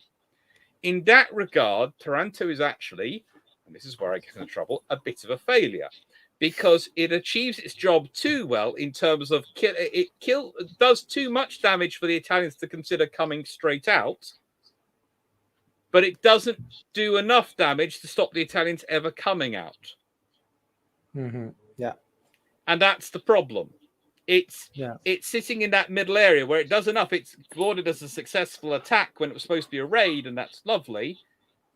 Yeah, it's surely a But tactical. it's supposed to be bring the Italian fleet out so we can defeat them in the deep water where they won't ever recover their ships.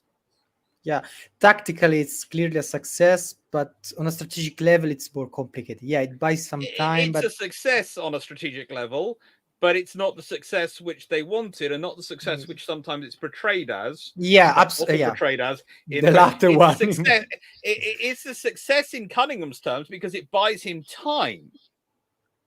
It buys him a few months, and that's what he wanted. That's the most he could hope from it. Because again, remember, even when they're doing this operation, they know they've got especially with the loss of when Eagle can't go along, they know they haven't got the carrier firepower they were wanted to have on the operation. And let's be honest, if they'd been able to do it, they would have liked to have Eagle, they'd have liked to have Illustrious, they'd have liked to have Ark Royal all team up for this and all launch a strike together. And each of those waves would have come from one of those carriers. And it might well have been Illustrious and Eagle launched their aircraft as one wave, and then Ark Royal's aircraft come in as the second wave. And that would have been a tremendous amount of torpedo bombers coming in. And whilst Cesare would have survived, because Cesare survives no matter what you do, no matter what you chuck at it, short of a nuclear bomb, you cannot get at that ship. I know I chucked a nuclear bomb at it in one simulation just to see if that would actually work. Finally sunk it. But, if you do chuck that level of aircraft at it, then it becomes an attack, and it very quickly does do a lot more damage. But this was a raid. And the whole point of the raid was it was supposed to bait the Italians. Well, actually, no. And this is the point. It's not supposed to bait the Italian admirals because Cunningham realizes they are fairly professional. It's supposed to bait Il Duce into ordering the admirals to put to sea. That's what it's supposed to do. And I think the cleverest thing that they really do is no one actually wakes him up and doesn't really tell him till he gets up in the morning, as I understand it. Because if he had been woken up, he might well have been stupid enough to order the fleet to sea. So I'm not sure which smart person decided not to wake him up, if that is the case. But whoever did was probably the person who should be lauded for saving the Italian fleet. I doubt that they would have supported the argument of going out at sea. Yeah, but it's very difficult to argue against the dictator. Yeah, surely. But before going to the last part, so the aftermath and the battle damages, I wanted to ask a couple of questions. So we have Space Pix Hovel, who asked if there were any remarkable anti-aircraft defenses based on the town, on the city itself. Yes, there were, I think, around 100 anti-aircraft posts. But the thing is, at this point in the war, the land-based anti-aircraft positions are not equipped with top-level guns, let's say, because the remarkable 90 millimeter guns produced by Italy were not available in consistent numbers. The few available were the naval versions. The other were old Great War or interwar versions, but nothing great. And then lighter machine guns, 37 millimeter, 20 millimeter. Let's say the bulk of the defenses was the amount of guns placed on the battleships at anchor. Yeah, I see. Bob said, Alex, you're obsessed with the Giulio Cesare. Well, I am, but it will not die. No matter what you do to it, it doesn't die. Yeah. This, maybe you can answer this. Was there any consideration given by the Royal Navy to attack Taranto's port installations? Was there any land damage? Well, they were actually hoping it to do, but the trouble is the bombs they used weren't fused correctly. Okay. They were. This is again the whole infrastructure thing. We talk about the Italians, but the British were just as guilty of it. They had bombs which had new fuses. They were very practiced with the torpedoes, but the bomb fuses weren't done correctly, and so the bombs they dropped on the fuel depot mostly didn't go off, and they created some damage from their kinetic impact. But mostly they didn't do as much damage. But the British were targeting the fuel supplies because the British thought, well, the British knew from their own intelligence that the Reggio Marina was always going to be short of fuel, and taking out their fuel was as good as sinking the ships. Yeah. And that's actually what, interesting enough, up in Genoa, where Ark Royal's hitting, they do get the bombs fused correctly, and they do some damage to airfields, to bombs, and basically really upset the Regia Aeronautica because they take out entire scouting forces, which is one of the things that's built in this. You have, as part of this whole program, an attack on the very things which are supposed to be looking for you. Yeah, on the bombardment of Genova, it's an interesting case because Admiral Iachino had he went out at sea with all the available forces, aiming to intercept Force H, and he was on the right course. But then what happens is that the Reggio Aeronautica reports that the Force H is sailing south, on along the western coast of Corsica. Then they change course, and then they find out that it's not a Force H; it's a French convoy. So this error basically prevented Iachino to intercept Force H, which would have been an interesting battle to see. I think that Force H at that time had Renown with it. Renown? It was Renown. It didn't have Hood or any of the bigger ones. It had Renown. So no, it would have I been, don't think Hood was no, there. It would be poor Renown would have had to go toe to toe with Vittorio something Veneto, Doria, and Cesare. Now you see, there is Cesare is the one I'm worried about in that group because she's the one. Okay, the other two I'm not worried about. Renown versus she's taken on Scharnhorst and Gneisenau and scared off both of them simultaneously. And let's be honest, she's a very scary ship, is Renown, especially when she's upset. You sink one of her destroyers, she turns into a mother bear with very, very serious anger issues, as the crews of Scharnhorst and Gneisenau would testify to. But with Cesare there, that's going to worry me. That's a level of plot armor. Yeah, your obsession with Cesare. Okay, so battle damages. So I first prepared this graphic, but then again, just a quick point in response to Bob's question. It wasn't when it became the Russian Noryovsky. No, that's because they changed its name. And if you change a ship's name, you give it bad luck automatically. Yeah, in fact, you should never change a ship's name. In fact, it had bad luck since it sank. But it was sunk by a German magnetic mine who was sunk in the Black Sea and then came up and sunk the ship. Yeah.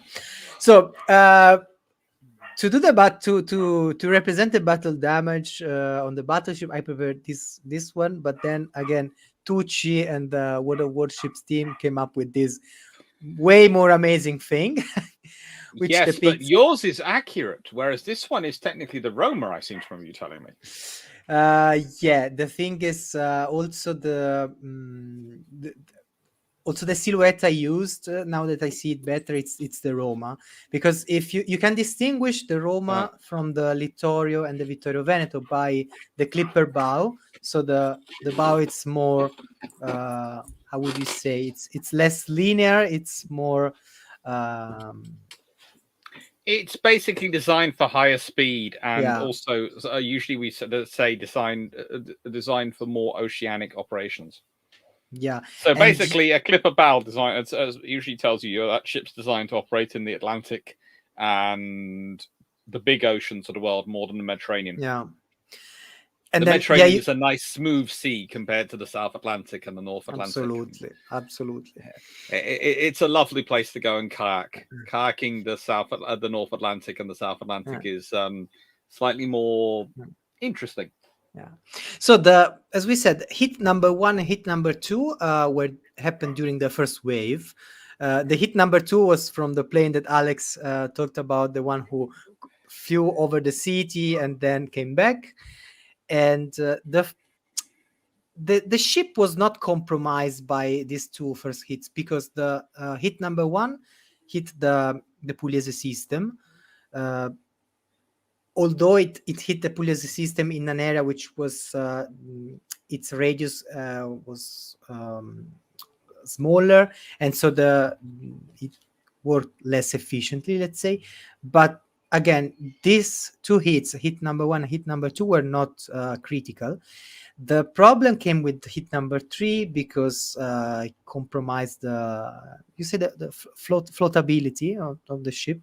Um, Huh. yeah, let's go with floatability. That does. Floatability of the ship, and so this, Basically, it compromises its watertight. yeah, Its ability to stay watertight and stay able to maintain its yeah, how do I put it? Its density vis-a-vis the water around it. yeah, and in addition, it's a larger hole in the ship. So this one led the captain to bring the ship closer to the coastline, and stranded it on near the over the muddy seabed. And then we have Cavour, which received one hit, and Duido, that also received one hit. The problem is these ships were smaller, and they had less draught than the Littorio class battleship. So what happened is that the torpedo passed below the ship and exploded under the keel, causing a lot of damage in an area where you have no armor, you have no torpedo defense system. So these are heavier damages for these two ships. Luckily for Duilio, it was ordered in time to run aground, but for the Cavour, it was not, as we mentioned, and the Cavour sunk in the water, and was the last one to be refloated. So here's a picture of the Littorio. Here's And the, of course, that's what those torpedoes again are supposed to do. They're supposed to pass underneath the ship and go up underneath it. They're supposed to be keel breakers. That's yeah, the whole point of the duplex pistol. the magnetic Pistol. torpedoes. So that the torpedo goes off at the magnetic confluence underneath the ship, breaks its back. Because why do you do that? To get around those torpedo defenses, which, as we discussed earlier, have managed to defeat two of the three hits on the No, actually, well, let's be honest, they've pretty much defeated it. That's not much damage. It's the third hit which does the damage. yeah, the third hit does the damage. The thing that the second hit hits an area which is not protected, but it's also in an area where you can counter the damage. Another thing to remember is that the Italian torpedo nets ranged 10 meters below the sea level, and the British torpedoes were set to run, I think, around 10.5 or 10.6 meters. So they were, even though there were nets defending the battleships, the torpedoes passed below the nets and could which hit is all the useful thing of intelligence. Yeah. And the British had a lot of very active naval attaches in Italy who had gathered all sorts of information, and they had an idea of how they also, from the photographs and some of the reconnaissance earlier, had an idea how big those nets were, and they set everything up very good because they also knew how deep the harbor was. Yeah, and it was setting it deep enough that it would run underneath the nets, but shallow enough it wouldn't hit the bottom.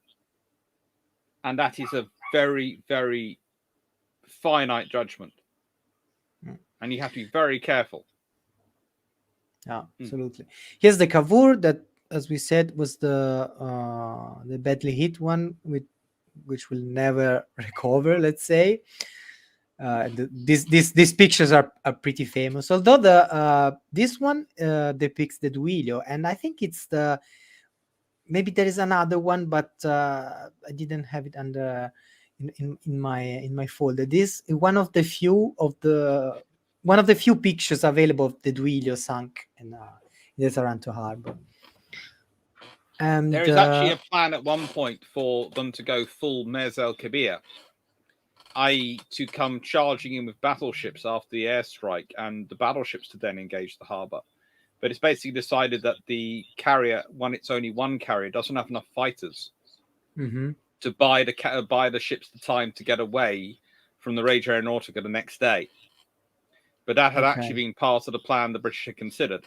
And again, you have to say the Italians were very lucky with what happened to Eagle, because if you'd done that as well, you could have been dealing with a lot more damage, especially considering how much the harbour was lit up after the attacks in order to do damage control and try and recover those ships and save those ships.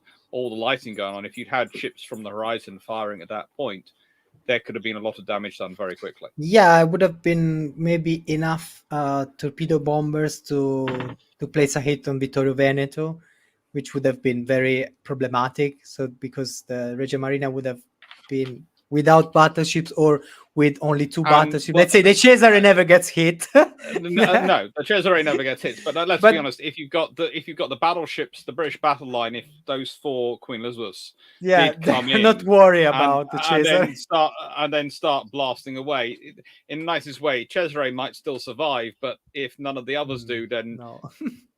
I love her dearly, and I have great respect for her. But she would basically be the sole Italian battleship for World War II, and that would change things dramatically. But there again, knowing the fact that whatever happens in that attack, basically you have one battleship surviving, just proves just how much plot armor that ship had. So after the attack, of course, Littorio gets the priority for the first ship to be recovered, and here are some pictures about after the Littorio is refloated, and you have these huge tanks used to refloat the ship. And here's the moment where it's towed back in the Mar Piccolo and it's put in dockyard to repair the holes. And this is actually an interesting picture of the salvage operation around Cavour, which lasted for most of 1941. The operation was much more complex and similar to the operation put in action to refloat the Costa Concordia, you know. I would say, isn't it the Dante Alighieri which has the trouble in World War One? No, isn't it's the no, the triple turrets. The battleship that the Italians had in World War One, they had to recover. The Leonardo da Vinci.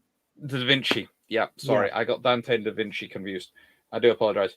The recovery of that, it's almost on the scale of that, from my understanding of it. In that, it's almost the scale of this is a national effort to get this ship back, even though we know we'll never be able to actually get the ship back. It's the importance of it's got to be refloated for national pride, but yeah, no one's ever going to use it again. Yeah, because to be honest, the Littorio was the priority, of course. Then you had Duilio. Duilio was the together with Doria was they were the two dreadnoughts that were rebuilt between 1937 and 1940. So where they were more modern compared to the Cesare and Cavour, because their secondary armament and AA armament was way superior to the Cavour, but still they were still ranking below the Queen Elizabeth or the R-class battleships, because they were originally dreadnought. They were not super Seriously, dreadnought. Yeah, although that's a bit nasty to say anything ranks below the R class. I am not the big. I find it a bit cruel. The R class, though, you have to admit, are better than some things. But it's one of the things.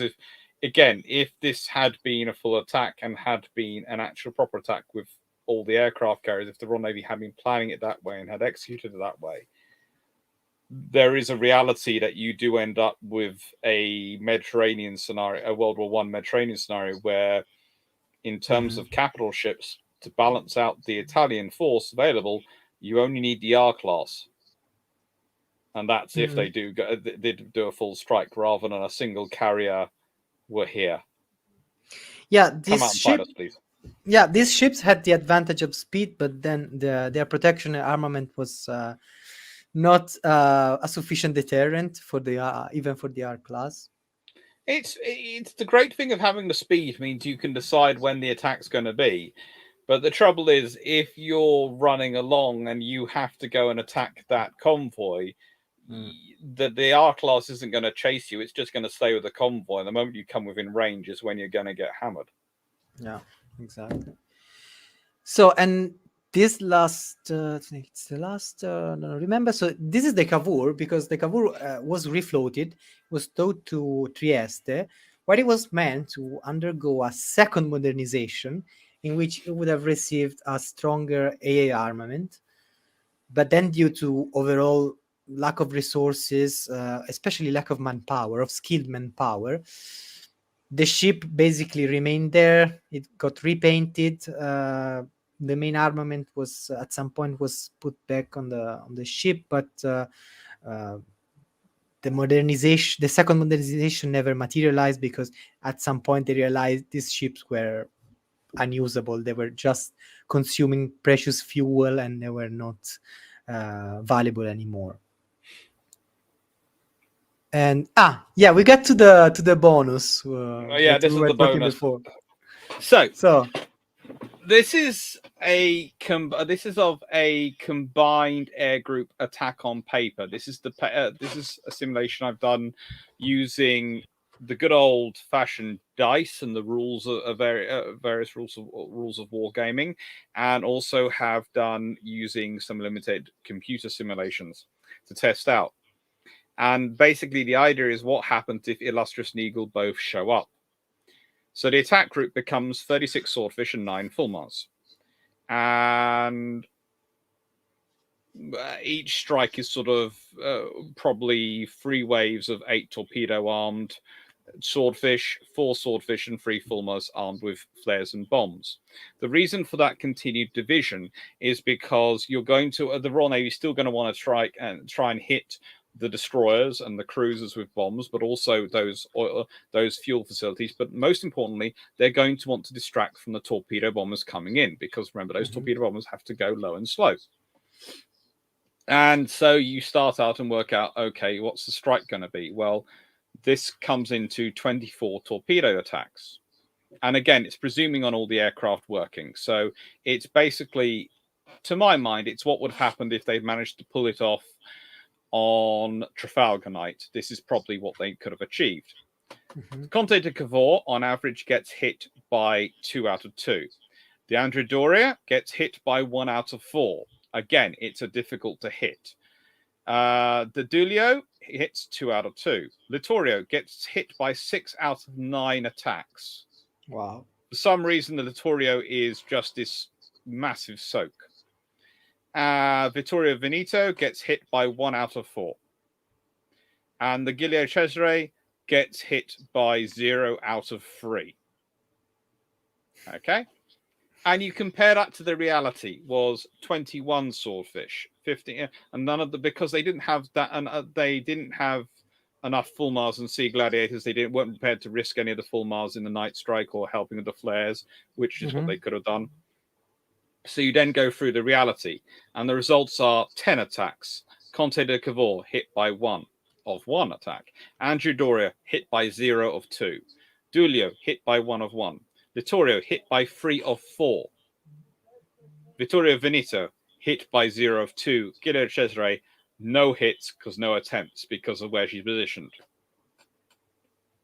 Yeah. And so that's the on paper versus the reality, you know, as a phrase which I repeat so often, people are probably bored of hearing me saying it.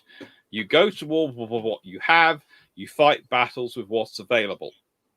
You don't go to war with what you want, and you don't fight battles with what you wish. And that's the real. This is what the Royal Navy theoretically has on paper, and what they could have launched if it had gone ahead on the 21st of October on Trafalgar night. But that's not what they have. So the reality is what's further away from me. Yeah, I read on the we talked about this, the paper from Caravaggio, the Canadian guy who wrote this paper on Taranto. He claimed that it's a tactical success, but failed. Uh, no, it's a missed strategic success. And then in his argument, he points out that the swordfish diverted to carrying bombs could be used as torpedo bombers, while the Wellingtons based in Malta could be used to run the diversion attacks. And he claims that, if I remember correctly, that this was possible because the day after Taranto, these Wellingtons attack Taranto.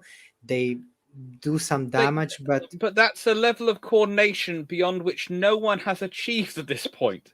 You're talking mm, land aircraft and sea aircraft coordinating, and by the way, that's a level of communication necessary. mm, They either okay, are relying on a pre-arranged information about when their time to turn up and guaranteeing navigation, everything works out at the right time, or alternatively, there is a lot of radio comms going backwards and forwards, neither of which they could do.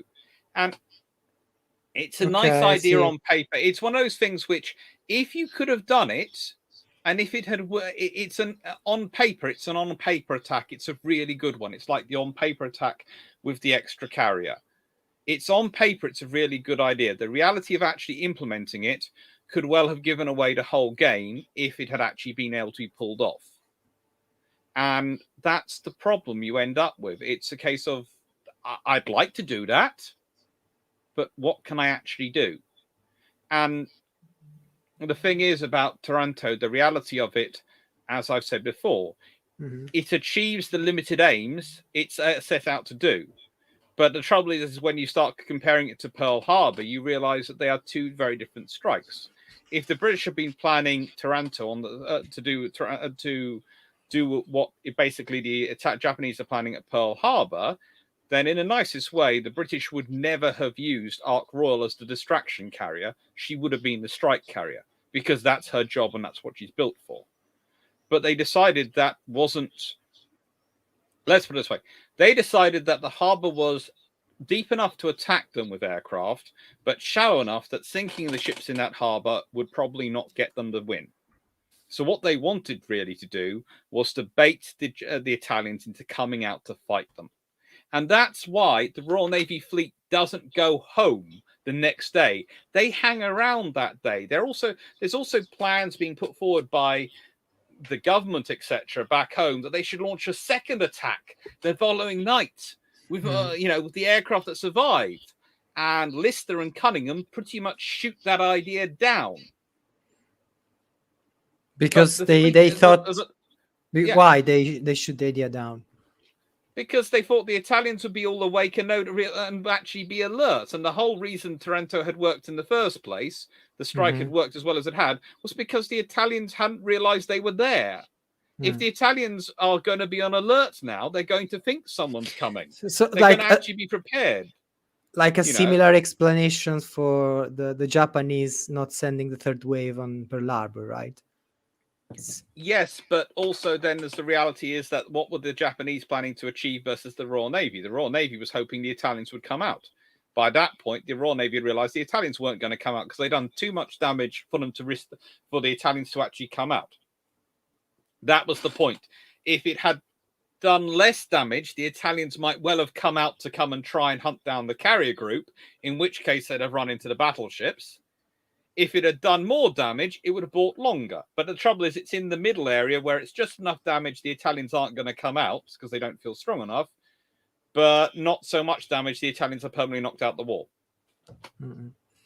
Yeah, but then I don't see I don't really see the. I mean, the British should have known that the Italians were not keen on the idea on engaging a battle with unfavorable terms because they could The not risk British, the British did estimate that. They did understand that, but they're banking in the nicest way. They're banking on Il Duce being an idiot. Okay, that's Cunningham's. Cunningham's not banking on the admirals being idiots. He's banking on Il Duce. He's banking on Otranto Straits having upset him, and he's banking on it depends on how much damage the Taranto raid does.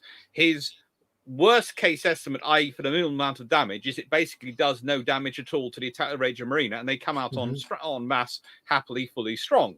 Well, in which Yeah. case, in a nicer way, if you put that scenario, if you'd said that the Italian fleet had not been damaged and the Taranto Strait happened, they might well come out to try and hunt down that cruiser force. They might well have come out, and then they'd run into the full battle fleet, or rather been ordered out by a Luce. But the Mhm. thing is, if the strike had done more damage, then the Italian fleet would not be his problem for at least another 12, 18 months. In which case, they could have merry times, and Crete and North Africa would probably have been dealt with very differently and very quickly. Because if you have no Italian fleet able to operate for 18 months in terms of their battleships, then the outcome of the next 18 months get very, Mhm. very different. Yeah, and so yeah, here we are in the part where we discuss this. So we acknowledge that on a tactical level it was a success. On the strategic level, we can debate to which degree it was successful, because yeah, it was meant to buy time for the British and also to rebalance the equilibrium of naval forces available there. But then what is often missed in the say, let's say, the popular discussion, the general discussion, is you have this myth running around that after Taranto the Italian fleet spent the war hiding in port. The thing is, 1 week after, you have the Operation White, which is one of these operations aimed at resupplying Malta with fighter aircraft. The Regia Marina sends the Vittorio Veneto and the Cesare at sea. They do not encounter the British, but their presence at sea alerts Somerville, and Somerville decides to um, order the Hurricanes to take off in advance. And what happens is that of the 12 Hurricanes meant to reinforce Malta, only 3 or 4 arrive. So this is this is a thing. Then Yeah, you have also because it was in a nicest way again. Renown on her own might be able to take on Cesare. This is again the sort of the result you're dealing with. If Cesare had been the sole survivor, or the sole one not impacted or not damaged, then Renown probably would have gone. I can run. You could run the risk of Renown taking on Cesare, because has been modernized. Yes, she's a battle cruiser, but she's got 15-inch guns. She's been fully modernized. She's got radar. She can do some damage. yeah. And there is an aircraft carrier backing her up with the aircraft. But 2 capital ships, one of which is very modern and capable. Ooh, that's a different scenario. That's we prefer not to be, risking that if we could, because these are valuable assets. Yeah. So the thing is, on on the level of the supply convoys to Libya, nothing changes. So the traffic remains basically untouched. What will change the situation? So the anti-shipping campaign of the RAF and of the Royal Navy will increase from April 1941, but due to the increased numbers of submarines, aircraft based in Malta, in Egypt, and so on, and also the first surface forces based in Malta. Mm, then the Italian fleet will venture out at sea after Taranto. So you have achieved a new equilibrium, but then you have the Littorio coming back in service in May. Between April and May, if I remember correctly, the Duilio gets back also around May June 1941. The result, long lasting result, is the knocking out permanently of Conte di Cavour, which somebody could argue it was not having Conte di Cavour could have been uh, saving precious naphtha, which could be an Yes. argument.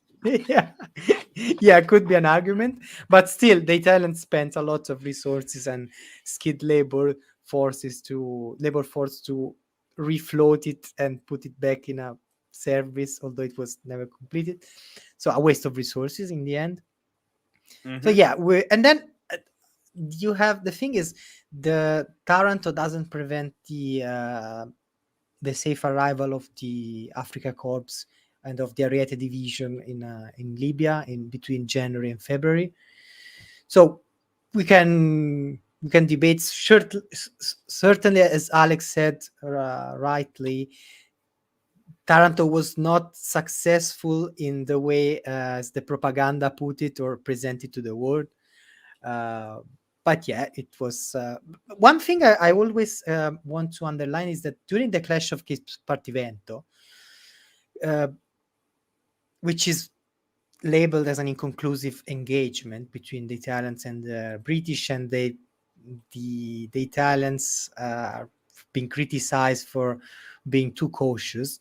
Uh, Campioni was at sea with the Vittorio Veneto and the Cesare. He had received very strict and at the same time vague indications from the Admiralty, from It's always Supermarina. good when Yeah, the lovely dictators of the Axis give their commanders vague, restrictive instructions, which mean that they don't actually press any advantage. It's kind of useful yeah, to the Allies quite considerably. yeah. Then he was not served well by the reconnaissance. Then his cruisers scouting in front of the battleships get in contact with the British cruisers. They exchange fire. But then the battleships are attacked by the torpedo bombers, so they are aware that there is an aircraft carrier in the area. So I would argue that the presence of the aircraft carrier there maybe caused Campioni some concerns, because 2 weeks before there was Taranto, and he was in charge of the only two operational battleships. So he may have considered that he had to And pull let's off. be honest, while he can outpace most of the British battle line, and especially all the battle line that's there, he can't outpace the aircraft. Even the Swordfish can outpace his battleships. Yeah. So Just it's a struggle, especially but with a tailwind, they can just about do it. yeah. So I would say this was perhaps, maybe in my opinion, one of the consequences of Taranto that materialized like 2 weeks after.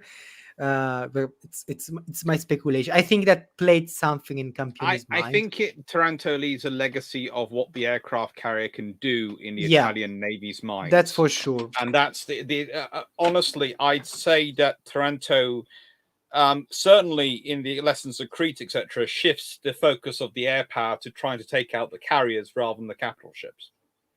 I would certainly say with Crete, and when you look at some of the actions that happen in Crete and some of the air attacks, they are increasingly, prior to Taranto, the capital ship had been really the focus for most of the air attacks. Yes, they'd gone after some of the aircraft carriers when they had the opportunity, but they'd usually, if they had a pick between a capital ship or an aircraft carrier, they went for the capital ship.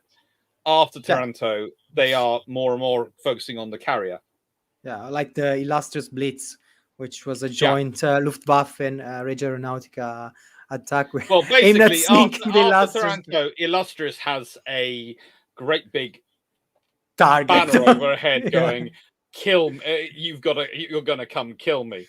And that's one of the reasons why her Fulmar pilots could become aces so early on and get the sort of the rack up the totals of air-to-air kills they do, is because so many people are coming straight for them. It's very easy to become a very recognized air-to-air, dogfighter as a pilot if your opponents are always going to be coming straight for your base. It's also slightly paranoia-inducing because they're always coming straight for you, but it does mean that you always know, well, they're coming for me, so I can go back and fill up, but they're coming to me. yeah. And to be honest, I love the Fulmars. I really like them as I know aircraft. They're amazing. I do too. It's funny. There is you and there is Jamie Seedale of Armored Carriers, and both you love the Fulmars, and I like them too. I do sit there and sometimes imagine what the world would have been like if the Royal Navy's requested, the original version of the Seafire, which was to be this sort of gull-winged Spitfire-like aircraft which Supermarine were constructing, and which is sort of stopped by the Air Ministry, who are demanding focus on the Spitfire.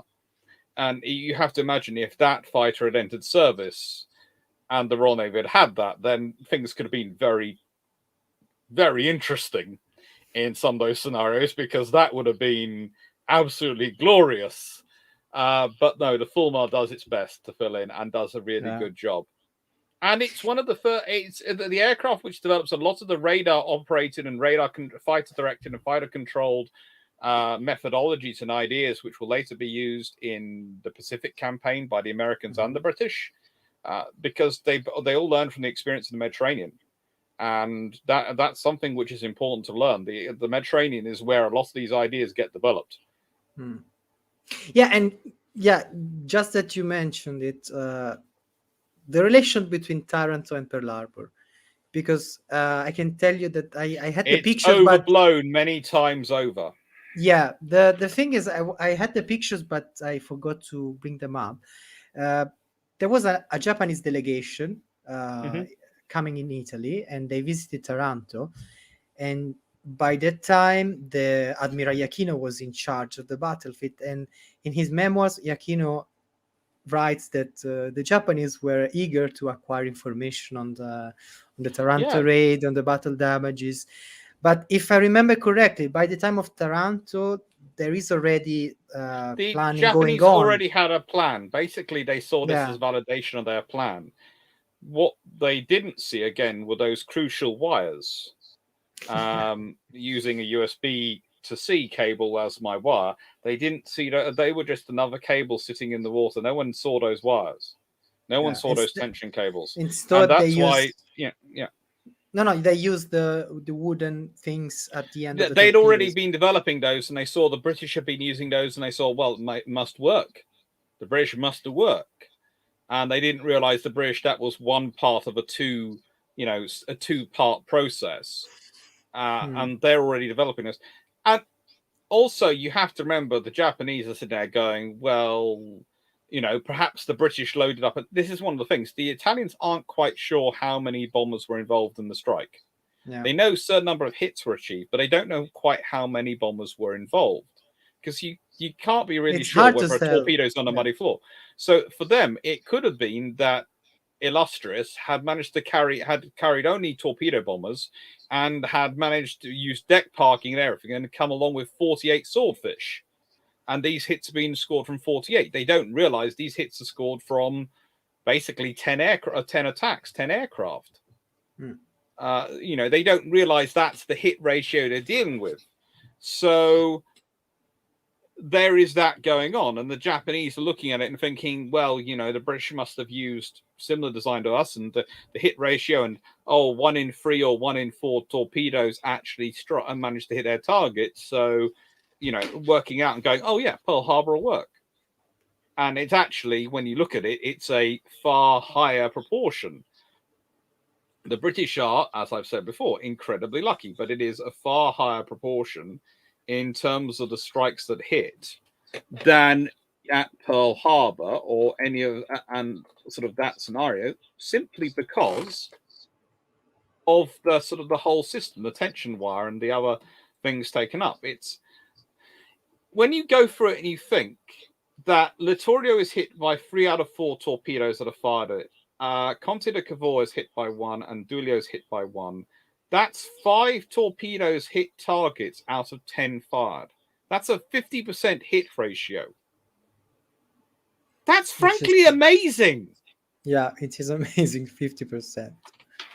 When you put it like that, it's 50% is amazing. And it's one of the things, once you scale up to 24 attacks, you find, again, if you're putting in the same sort of process, you end up with roughly, again, a 50% hit ratio. And you put those hits around, well, 12 torpedoes hitting their targets versus 5 do a huge amount more damage. And I'm sorry, Littorio getting hit by 6 torpedoes does not survive. No, 6 torpedoes are too much. Unsurprisingly, 6 torpedoes hitting anything is just, it's not going to. No. But that is the fact is, Andrea Doria is actually surprisingly difficult to hit. The fact that she gets hit, there are 2 attacks made on her, she doesn't get hit, and it's only a 1 in 4 chance, really, of you getting a hit on her because of the seabed, because of her positioning. And it's Conte de Cavour is actually surprisingly easy to hit. Dulio is Yeah, surprisingly easy to hit. Littorio Littorio. is it gets hit by 3 out of 4, but once I do slightly more, I've got more aircraft, and the average comes down to 6 out of 9, which is roughly a 2/3. Not a 75% chance of hitting, a 2/3 chance. And you go through, where are those ships? Those ships are the ones which are literally at the end. And they're the ones which are least protected. Vittorio Veneto, it's a 1 in 4 chance of hitting her. It's the same as the Doria. They both have a 1 in 4 chance. And then there's Cesare, which you basically can't hit. Yeah, that was the theme of the night. The unsinkable Cesare. Cesare. Basically, as long as she's sort of called the Cesare, she's fine. If you change her name, no. No. Coupled with poor Soviet maintenance works. Yeah. Yeah. So I think we have covered everything. Yeah, we've covered the operation, the attack, the prelude, the aftermath quite in depth. I hope the courageous guys that followed us until now have enjoyed the night. And how long were we supposed to be originally? Because I did have a mental idea of how long we'd go on for. So I wanted to see, how long did you think this was going to be? Yeah, I thought 2 hours were easily achievable, but we could have stayed here for even 3 hours. Yeah. But I think, but I think 2 hours and 21. It's. I was thinking going to be roughly 2.5 hours. Yeah, fair enough. I thought if we were very disciplined. Yeah, but there are many others we can talk about and we can have fun discussing. Yeah, our way was full of rabbit holes that we didn't fell into. We managed to avoid them quite well. I think you were skilled in avoiding that. Thank you. So, Alex, thanks a lot. Thanks for having me. I hope you will be back. This was the first and not the last time where I want to develop this exchange with British and maybe also American and German historians in the future. And we keep the channel open. And thanks again. And guys, thanks for watching us, and see you next time. Bye. Thank you very much. Thank you.